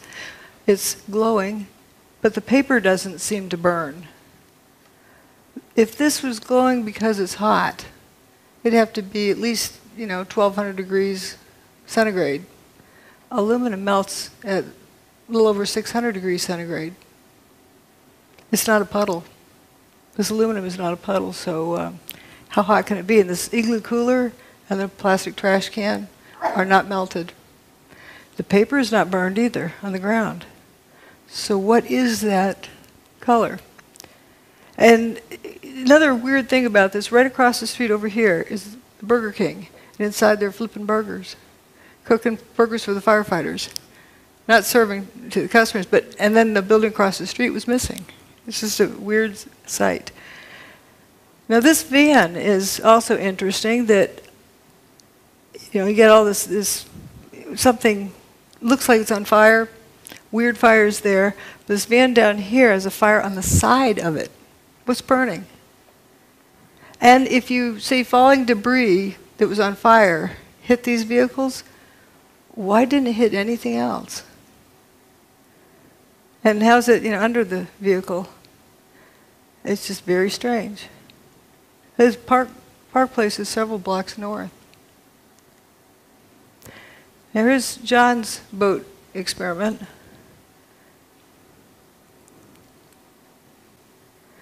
Well, what it shows is when he turns off his gizmo, then the boat lights up with weird fires. And the car's lit up right after the tower's demise, not during, right after, as though it was right after something got turned off. This is another interesting, at the WTC, how this beam curled up. Actually, that was right across the street. That was in Banker's Trust. These are John Hutchison's samples. Notice there's no creases in the corners. I should have found the picture of him holding this one like this. Yeah. Vitamins? But it curls up like that, like at room temperature. And this is a video that hopefully will run. There we go. It wiggles back and forth.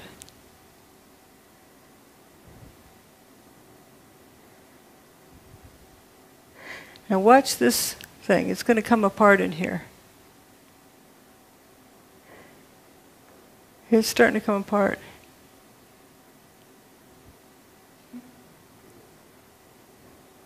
Weird things happen. Some other weird things that happened were roundish holes in the outer pane of windows. They weren't necessarily through both panes. That's strange. Throw a rock through a window, it breaks the window because the window is brittle and it bends, and brittle materials are weak in tension, so it shatters the glass. So how do you get a round hole without cracks running out? Turns out somebody replicated that very thing. This is my analogy saying, okay, if you drop a rock in a pond, it ripples outwards. Maybe something like that is what ripples outwards with longitudinal waves that causes the glass to break in a rounded pattern. Now let's think about hurricanes. What do they do? Well, Hurricane Andrew drove this 2x4 through a tree. Piece of plywood. And with tornadoes, I'm sure you've all heard about straw through trees. It's not because they're flying fast. Something weird is going on. There's John Hutchison's sample with a butter knife in a piece of aluminum. He also has one with wood in the aluminum. If the aluminum's hot enough to melt, the wood would have burned up. So it's strange. Now, when I found these, you can see the blow-ups. I wondered, why on earth would the car door be peeling split thickness? It's not a laminated structure. Didn't know what that meant, but it was definitely a category of data, and I put it aside. Later, when I found John Hutchison's work, wow, he can peel open extruded aluminum. That's not laminated, it's extruded. And we have these coins from the World Trade Center. People like to say they're melted together. I point out that zinc melts before copper does. It also boils before copper melts. So that would likely explode, but it's one of the lowest, zinc is one of the lowest melting point materials. So what gives? Why is this stuff stuck together?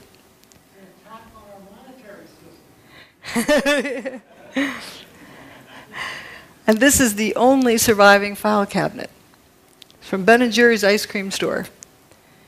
Here's the piece of wood embedded in the aluminum from John Hutchison's work without elevated temperature.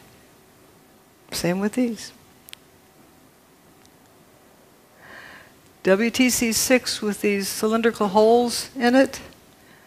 Well, here's John Hutchison's aluminum sample with cylindrical holes in it. It's as though there's a pencil line in space around which material at the same radius is dustified.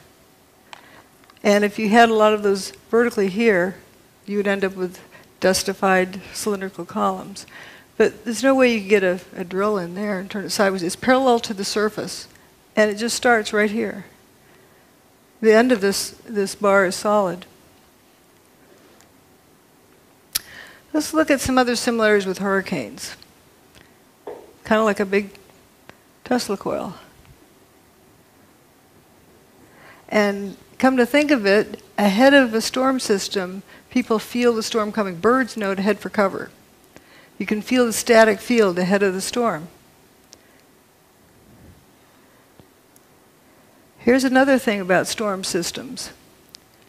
I don't know if this needs a click or not. This is from this past spring in Texas, where there's a bunch of tornadoes, and you had flying trucks. As it went across a transport company, trees flying through the air, semi, the trailers, there you go, a couple of semi, look at that, the beds of the trailers hurling, twirling around in the sky and then dropping down from at least 50 feet high down into the ground. We saw trees, there goes another semi. And it's spinning. It's spinning, down it comes, bang, lands on its nose right down at the ground.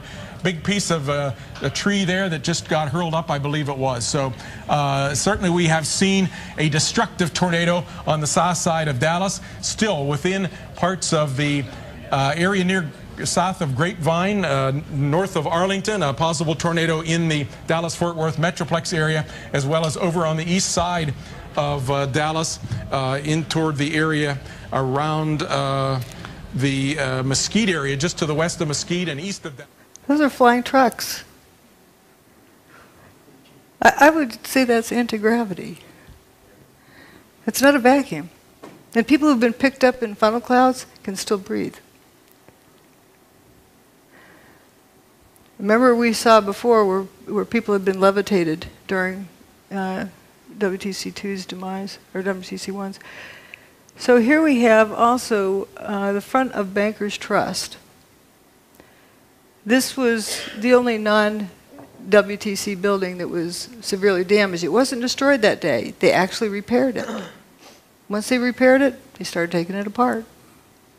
Huh? They got it down to this level where they had repaired it in deconstruction there. When they got it down to that level, that's the area that had been repaired. That looks like it's been at the bottom of the ocean for 100 years. Extreme degradation. And it makes one wonder, was the building continuing to disintegrate, and that's why they had to take it down after they repaired it. And it took them 10 years to take it apart. Now we're going to look at tritium. Kind of interesting. It's usually something that comes from nuclear reactions, but here we don't find any of the ionizing radiation that you get with nuclear reactions. Some aluminum with holes in it.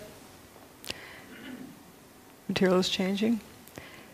This was a sample of dust from the Bankers Trust that when they decided to take down, look at all this zinc. the before and after. Like 3,500 times as much zinc from the control sample. Now we're going to look at John Hutchison's sample.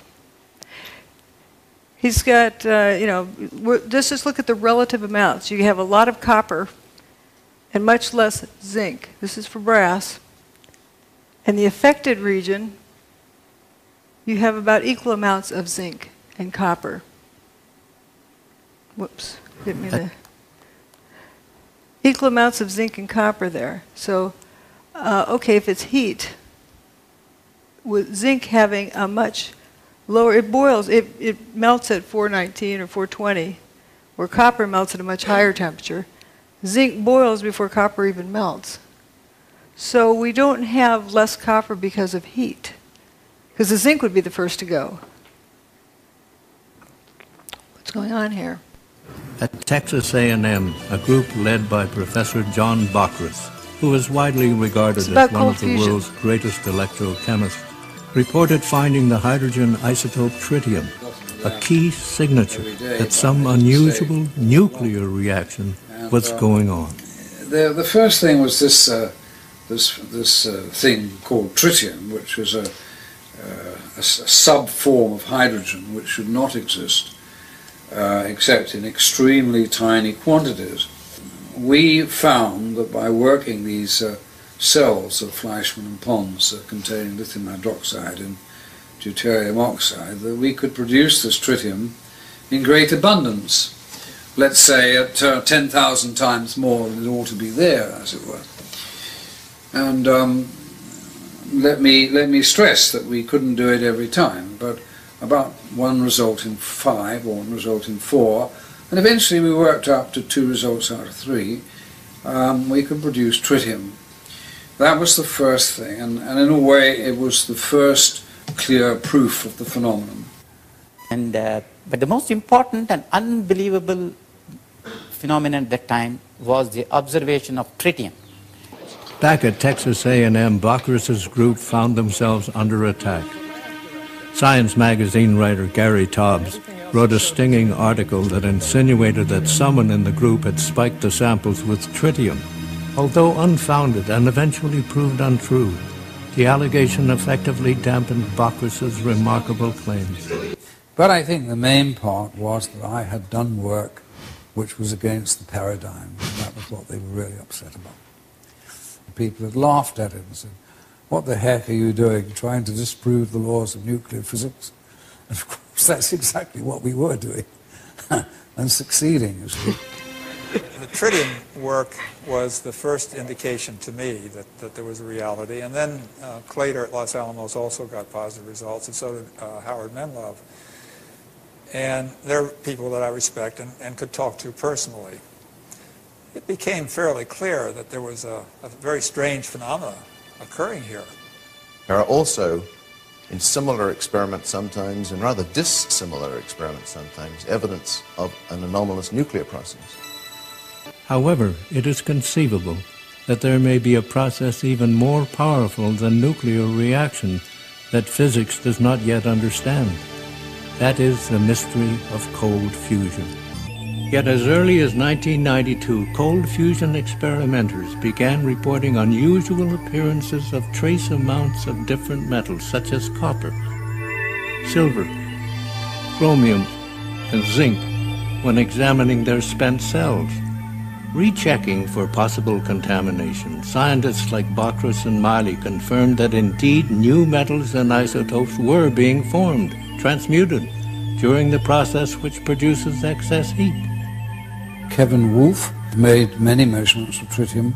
Then he got some even more astonishing results as early as '92, which were these transmutational results, the metal forming another metal inside the electrode, you see, which was super anti-paradigm. There's that dreadful word alchemy, which we mustn't use, but it was a form of that in a way, that it was creating new metals, you see. We see transmutation phenomena. We see helium-4 production. We see a range of methods of getting the excess heat. The writing is on the wall. The fossil fuel age is about to end. The sword of this panel's condemnation struck with speed and brutality, ignoring the facts in a blind rush to judgment. Hot fusion physics people have been very vigorous in their denunciation of this being called fusion. Right away, reports came in of excess heat, much too large to be from any chemical reaction.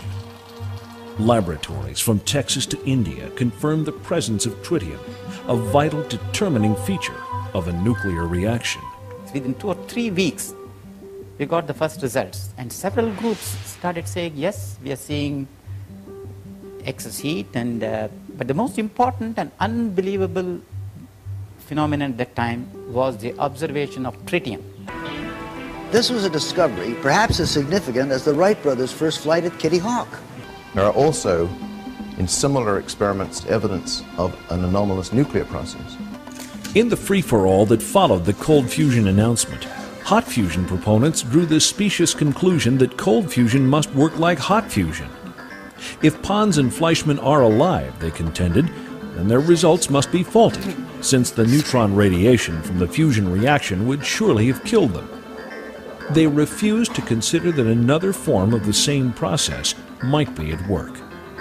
In the years that have followed, the cold fusion process has repeatedly produced not only heat energy, but also nuclear byproducts such as tritium and the ash from a nuclear reaction, that all-important indicator of nuclear fusion, helium. It's clearly not possible to produce helium from a chemical process. The only possibility that remains is that the helium is produced by a nuclear process. If the helium is produced by a nuclear process, then necessarily there will be an associated release of heat. Having seen the effect with my own eyes, the claims from a few that this is impossible, inconsistent with all known laws of nuclear physics, these suggestions are in fact irrelevant. That well said. But notice how important the tritium was in this, and they thought it was a fraud because they didn't find the other things that usually go with fusion, with hot fusion. There wasn't the ionizing radiation, but there was transmutation too. Now let's look at some of the samples that were collected from the WTC. You have a variety of all sorts of strange things in the air. And if you look at the melting or the boiling temperatures of these things, there's no rhyme nor reason to the amount of the quantity. It isn't that the things that boil at a lower temperature are more prevalent. What is even more bizarre is that organic material was also found with this, which shows it was not from a high temperature process. Now we get to the most exciting slide. This is from leaky nuke plants, what they pollute into the waterways. The amount of tritium, this is exponential, logarithmic actually, and it's a very high number. This is what is produced in the cell with cold fusion. This is what was found in the basement of WTC-6, you know, the one with all the cylindrical cutouts in it. And this is normal background. What I use the Great Lakes for normal background. And this is from atmospheric nuclear bomb testing. You can see over time it's decreased. So it's gotten down there pretty far, but this is definitely above normal. Now, a lot of folks say a nuke was used on 9/11. Well, do you think they could have kept Chernobyl a secret? People all the way around the world measured the fallout from that. If there was some kind of a regular nuke used in Manhattan on 9/11, do you think they could have kept that a secret? People all around the world would have measured it. There was no like Geiger counter measurable radiation that came from there.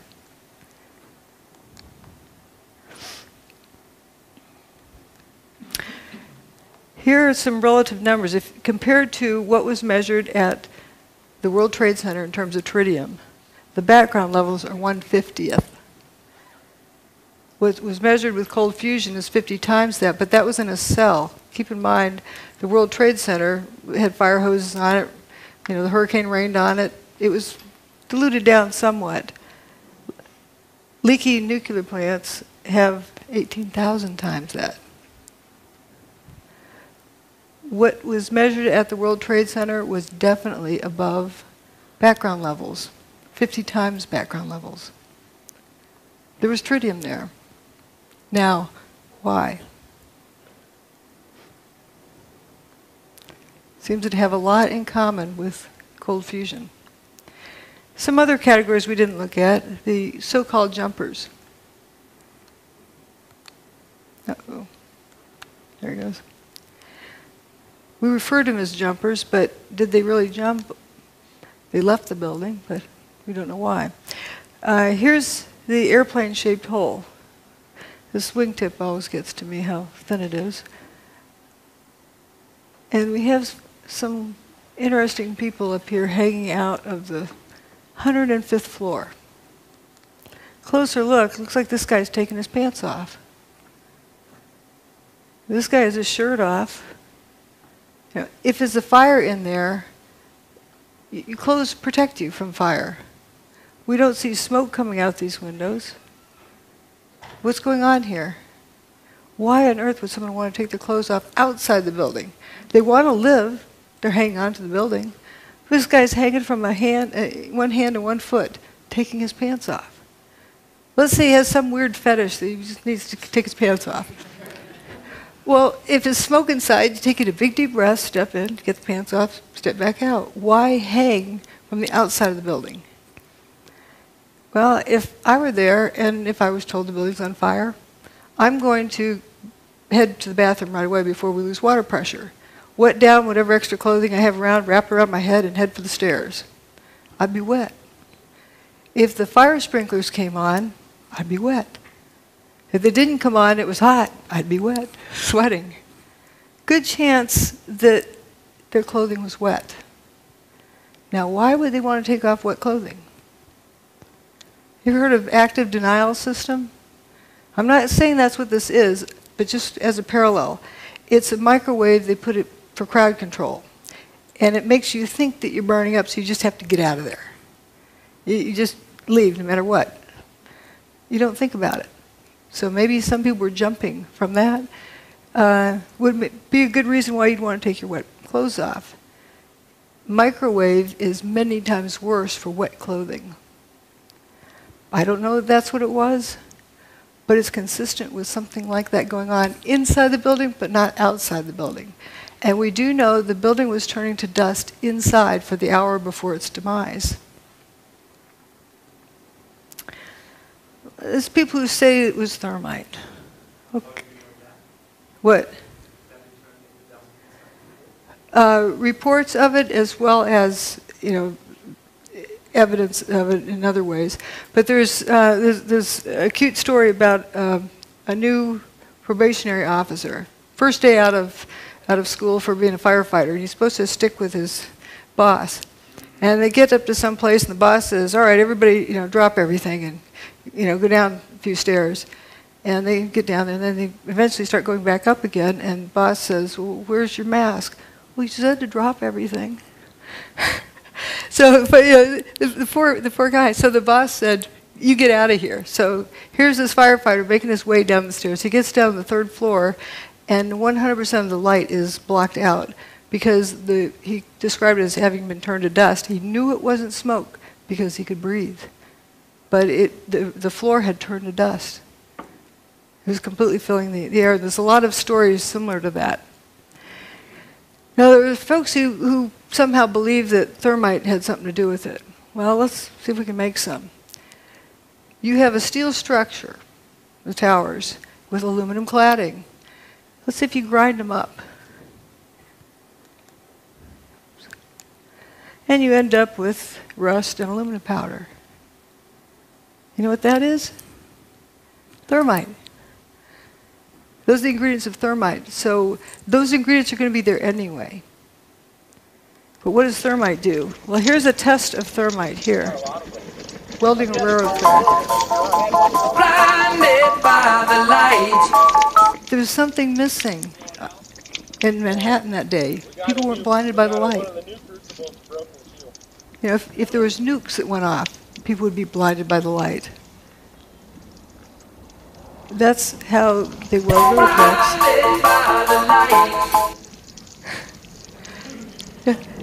You know, how do you have, you know what a sparkler is, 4th of July sparkler? That's what the towers would look like also if it was thermite, you know, doing things. It doesn't do it in the dark.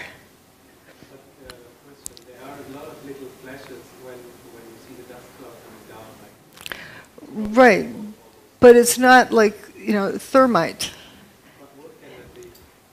That's another thing to talk about later. There is something, you know, I call them sparkles and sprinkles. But let's, you know, there's a whole lot of different things that, different areas, but that is a good thing to notice.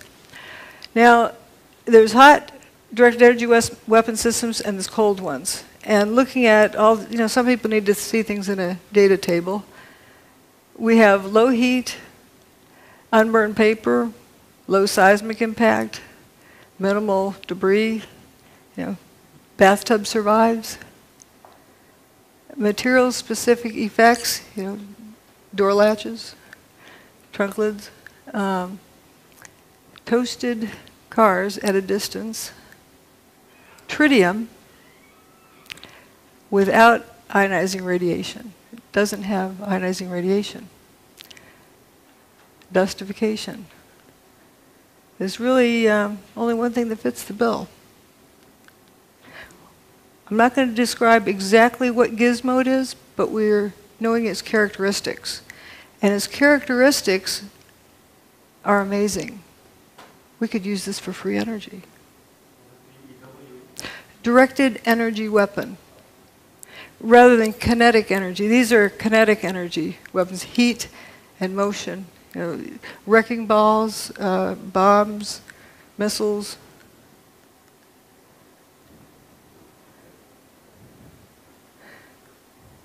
This is from 1989. Science by Press Conference. This is it a shortcut Jones. to fusion energy? I don't want to disappoint anyone. I think I'll read my lips answer here, and then I'll carry on. I think that'll become clear why I'm saying that. Can you read my lips on that back in the back? It says no.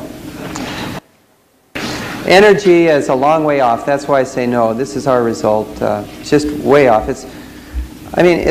I think a door that's open to us, but really a door on physics more than on energy. Geophysics in particular could be an interesting area. Don't go there. Don't research there. But then he calls for a vote, and he holds up his hand. Let's vote to destroy the careers of Pons and Fleischmann, and vote that it's not science.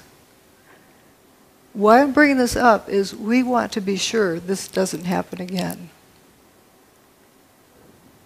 Here, he raises his hand. Department of Energy funding. And we have Steve Koonin, who was just appointed by the first administration of Obama to an undersecretary of the Department of Energy. And these guys are thinking about raising their hand.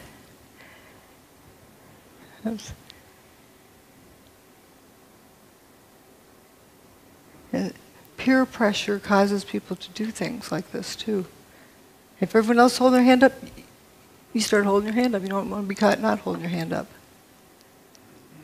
But they're determining science by vote.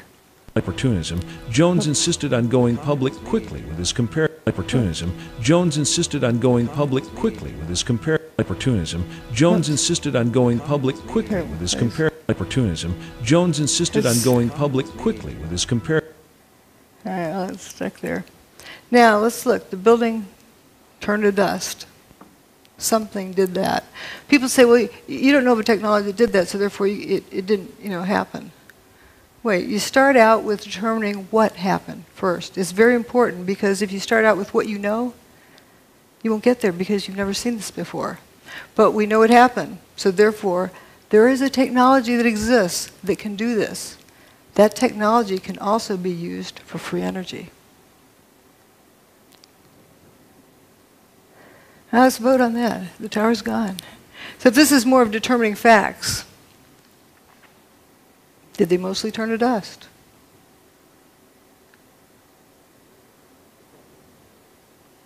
There exists a technology that instead of molecules being attract to each other, they repel each other.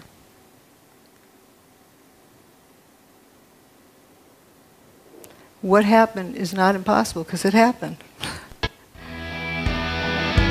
This is another Charlie Pound song about gatekeepers.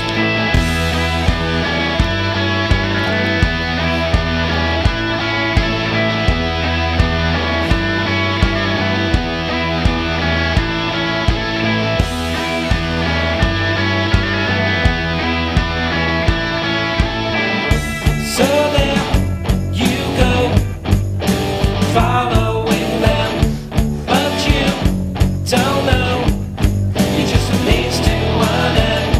The truth you seek, they want to hide, that's why they keep you close by their side.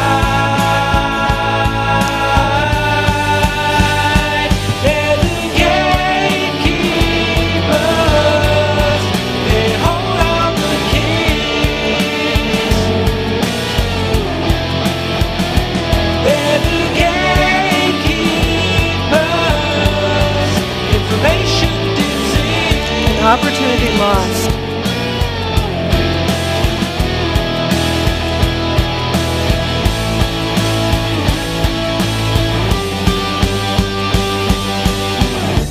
High in the sky is all you've been fed.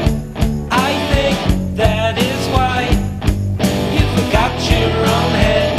Sometimes you need to be cruel to be kind. That makes me believe you've lost your own minds. To the gatekeepers, they hold all the keys.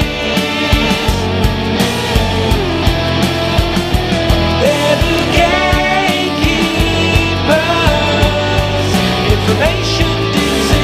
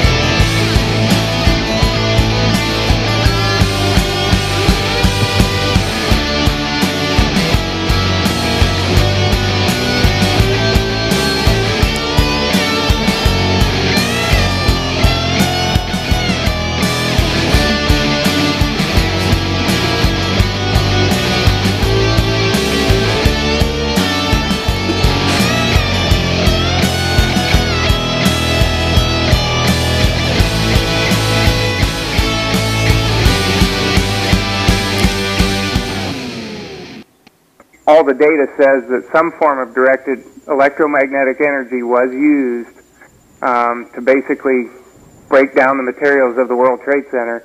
And the connections that Jones has between the cold fusion experience that everybody can read about in Dr. Malov's book and with what's going on right now with the 9/11 situation, it's just a mirror image of him muddling up and then, trying to get public opinion against, whoever his target is. In this case, it's Dr. Judy Wood. In the previous case, it was Pons and Fleischmann.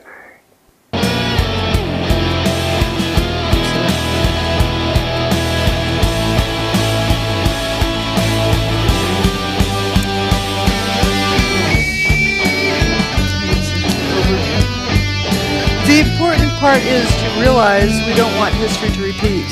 People tend to mindlessly follow the herd. Remember about the problem with groupthink. You think that this person knows what they're they're talking about, and everybody joins in, and look what it cost us. That was 1989. And it took 20 years to somewhat vindicate Fleischmann, but it was too late. And we don't want that to happen again. And it's very important for each one of us to hang on to our own thoughts. Be independent. And otherwise, people get herded off to one side or the other. But what I see here is a lot of similarities with the tritium. What on earth would tritium be doing at the World Trade Center without the ionizing radiation? Yeah, it has transmutation, a lot of other things. Anyway, that's it. Thanks.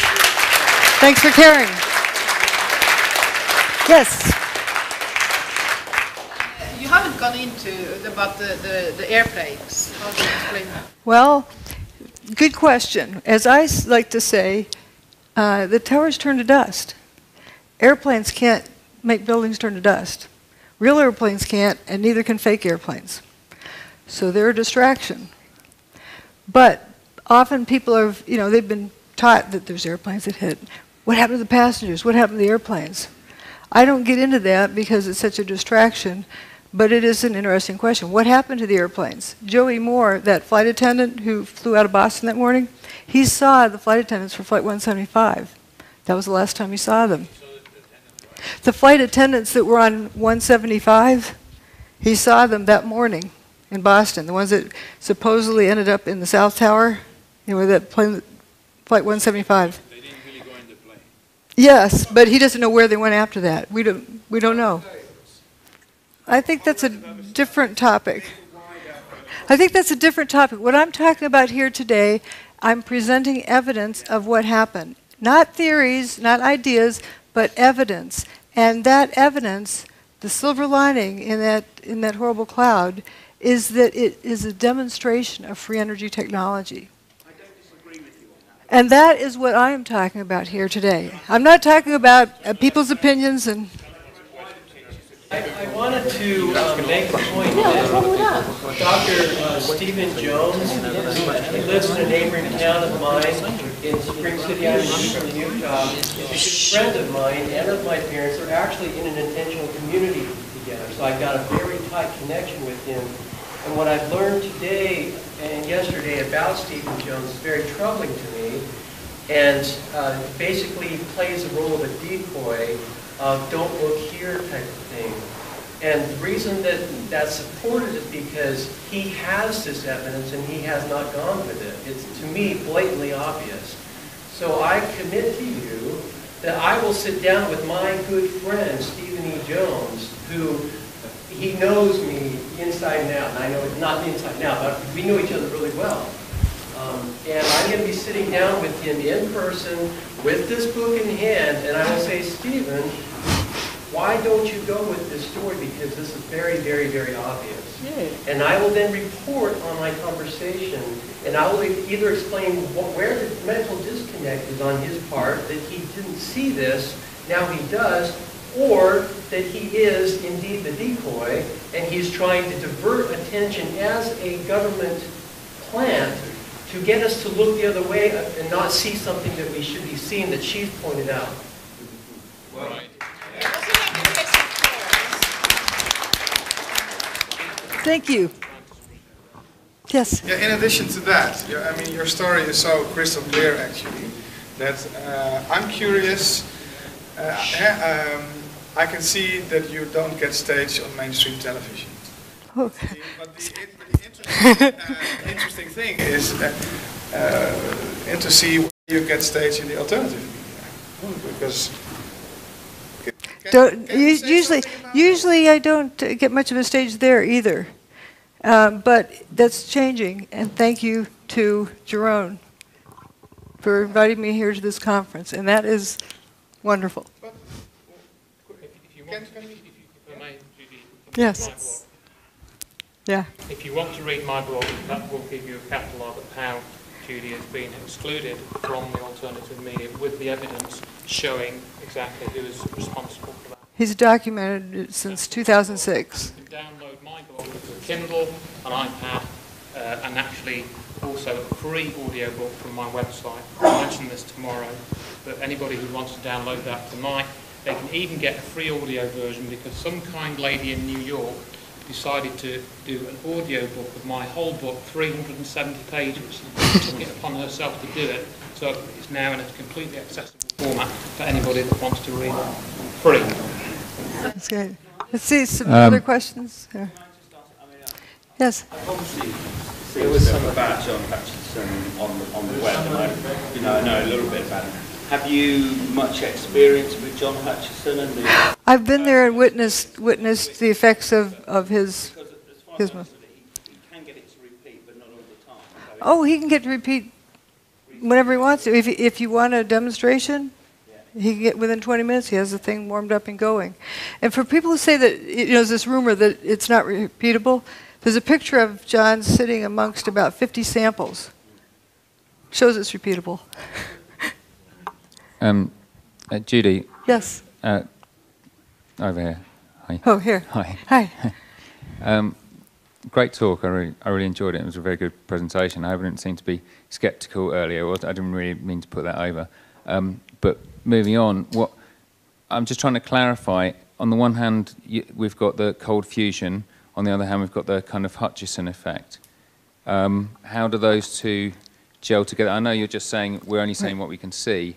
But I'm just trying to kind of put it together in my head. But looking at the similarities in the evidence, John Hutchison gets all of the same, transmutation. They may indeed be the same thing. Is what he's using like a microwave type?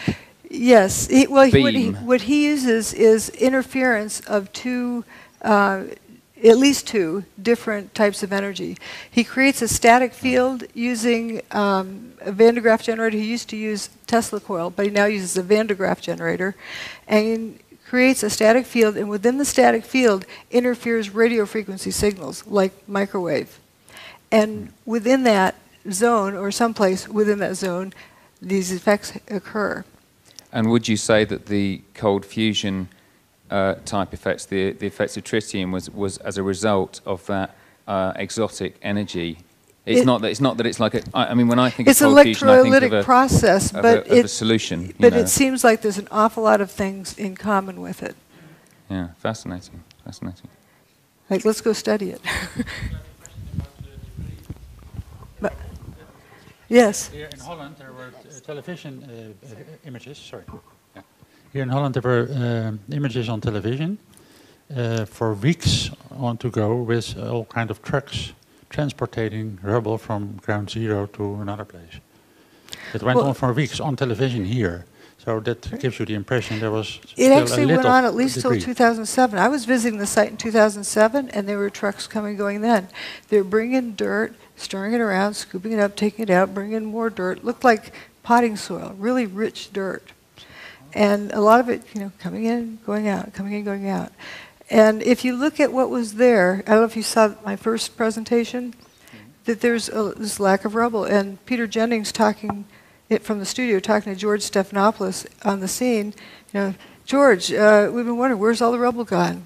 Oh, talking to a volunteer, Robert Galinsky, explained it all fell down into the ground, was pulverized, and evaporated. It wasn't there. Yes. Yes. It seems to me that you're focusing a lot on the main two towers and around, but on the fact that Building 7 was actually demolished or whatever 7 hours later changes any logical to explain what they pretend to say that happened. How this other building, 5 hours later, is going to end up coming down. And then also, you didn't mention anything about the one plane that supposedly hit the Pentagon.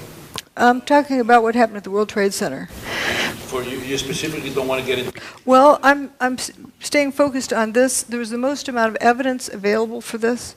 Also, there was a report which gave me a legal avenue to go after the contractors on the NIST report. What about Building 7? You didn't seem to. I covered it also in the earlier talk. There's a whole lot of similarities with it. It was turning to dust throughout the day internally. And you saw an enormous amount of material pouring out of the building, one face and one face only for most of the day. And when it went away, it didn't make a seismic signal that traveled through the Earth. It only left a surface wave. It did not slam to the Earth.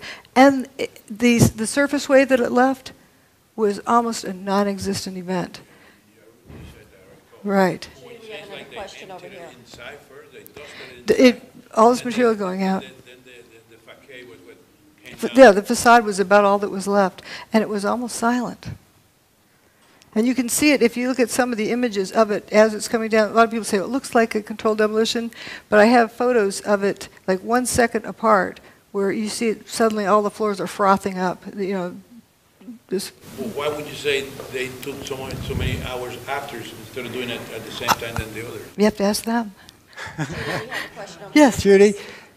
This is a question about John Hutchinson. You mentioned that it was electrostatic field. He built up a large static field, and then he had more than one microwave, so it was some type of interference phenomena. So here's the question. Is the interference points, was it where the field was bucking and thus we're kind of on an antinode? There really isn't so much of a node. It's like what one energy field does to another one. Maybe a way of explaining it is, you know, it's a couple of ways you can get inside of a house. You can bulldoze down the front wall, or you can use a key. What it turns out, the interference of these different energy fields, if done just right, is like a magic key that opens up this door where you get this free energy. Wow. So John Hutchison brought down the World Trade Center. No. Well, I was giving a talk in Portland. No. Here's what's wrong with it. John and I were giving a talk in Portland, Oregon. Somebody asked that question. Well, he sometimes can't get it right. He sometimes gets it here, gets there. He can't really control it well. And I said, John didn't do 9/11. Thank you. We have time for one more. Hello, Judy. I'm an engineer myself, and if you look at the events of 9/11, it's a perfect theater.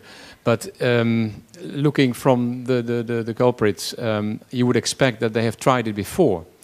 And if you look at the anomalies in the Earth magnetic field, are you interested, or have you been looking for the period before 9/11, if there were any other anomalies in the Earth magnetic field that you expect? There are various things, and it's a big, complex event. I was also looking at the correlation between solar storms and hurricanes. It turns out if there's a solar storm that hits the Earth, about the time you have this low pressure system out in the middle of the Atlantic, very good chance it's going to turn into a hurricane. That's an interesting, correlation there. They got it first time right. I mean, there's other events I've not studied very carefully, but for example, Oklahoma City, it looks just like the inside of Building 6. The only difference is one, I've got pictures side by side. The only difference is one has some wheat checks at the bottom, showing that it came from the World Trade Center. There's also other events that have happened that are very questionable, but it isn't that it necessarily happened just this way for the first time. Thank you. Do we have time for one more? Sure. Just one more, this young lady in the front. I'd like to hear what the truth movement in America, how did they react when you came with this finding? Oh, that was back in 2006. For example, I'll go ahead and say it. Stephen Jones tells people that I'm talking about ray beams from outer space, or space beams. He's also the person that coined the term cold fusion for ridicule. It's not really the typical fusion. It's a different kind of process. And that helped sink it. And I remember an interview with Martin Fleischmann. He was asked if he had any regrets. He said, yes, letting my competitors call this cold fusion. Yeah, I never let people call it space beams, but I don't get on the air and somebody else does. But there's most of the people in the truth movement have genuine interest. They're sincere people. But there's collection agencies, I call them. They collect people, render them useless, keep them out of trouble. And anytime we get pulled into a group, or like what somebody recently told me, if you find yourself on a garden path, leave the garden. And that is sort of what happens with these organizations. And people tend to go with the flow. They tend to go with peer pressure. Let's have a vote about whether or not to trash somebody's career. Instead of look, what did these guys find? Let's go look at it. Ladies and gentlemen, Dr. Judy Wood. We appreciate her knowledge, her courage, and her willingness to share. Thank you. Thank you.